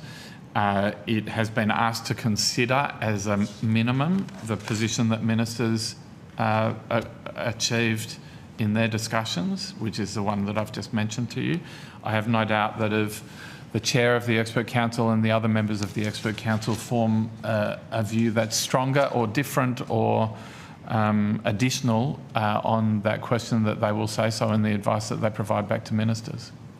Thank you very much, and thank you, Chair. Good, thanks very much, Senator. And thank you for your evidence today. And if you have any questions on notice, could you please return the answers to the Secretariat by Wednesday, the 26th of March 2025. Now that concludes today's hearing, and thank you for all witnesses who appeared and to Hansard and Broadcasting for their assistance, and of course the Secretariat. They're always too blush, you know, when I say the Secretariat, because I don't put it on my notes, but I want to thank them as well because they do a great job. The committee has agreed that responses to questions on notice should be provided by Wednesday, the 26th of March 2025. The committee now stands adjourned. Thank you.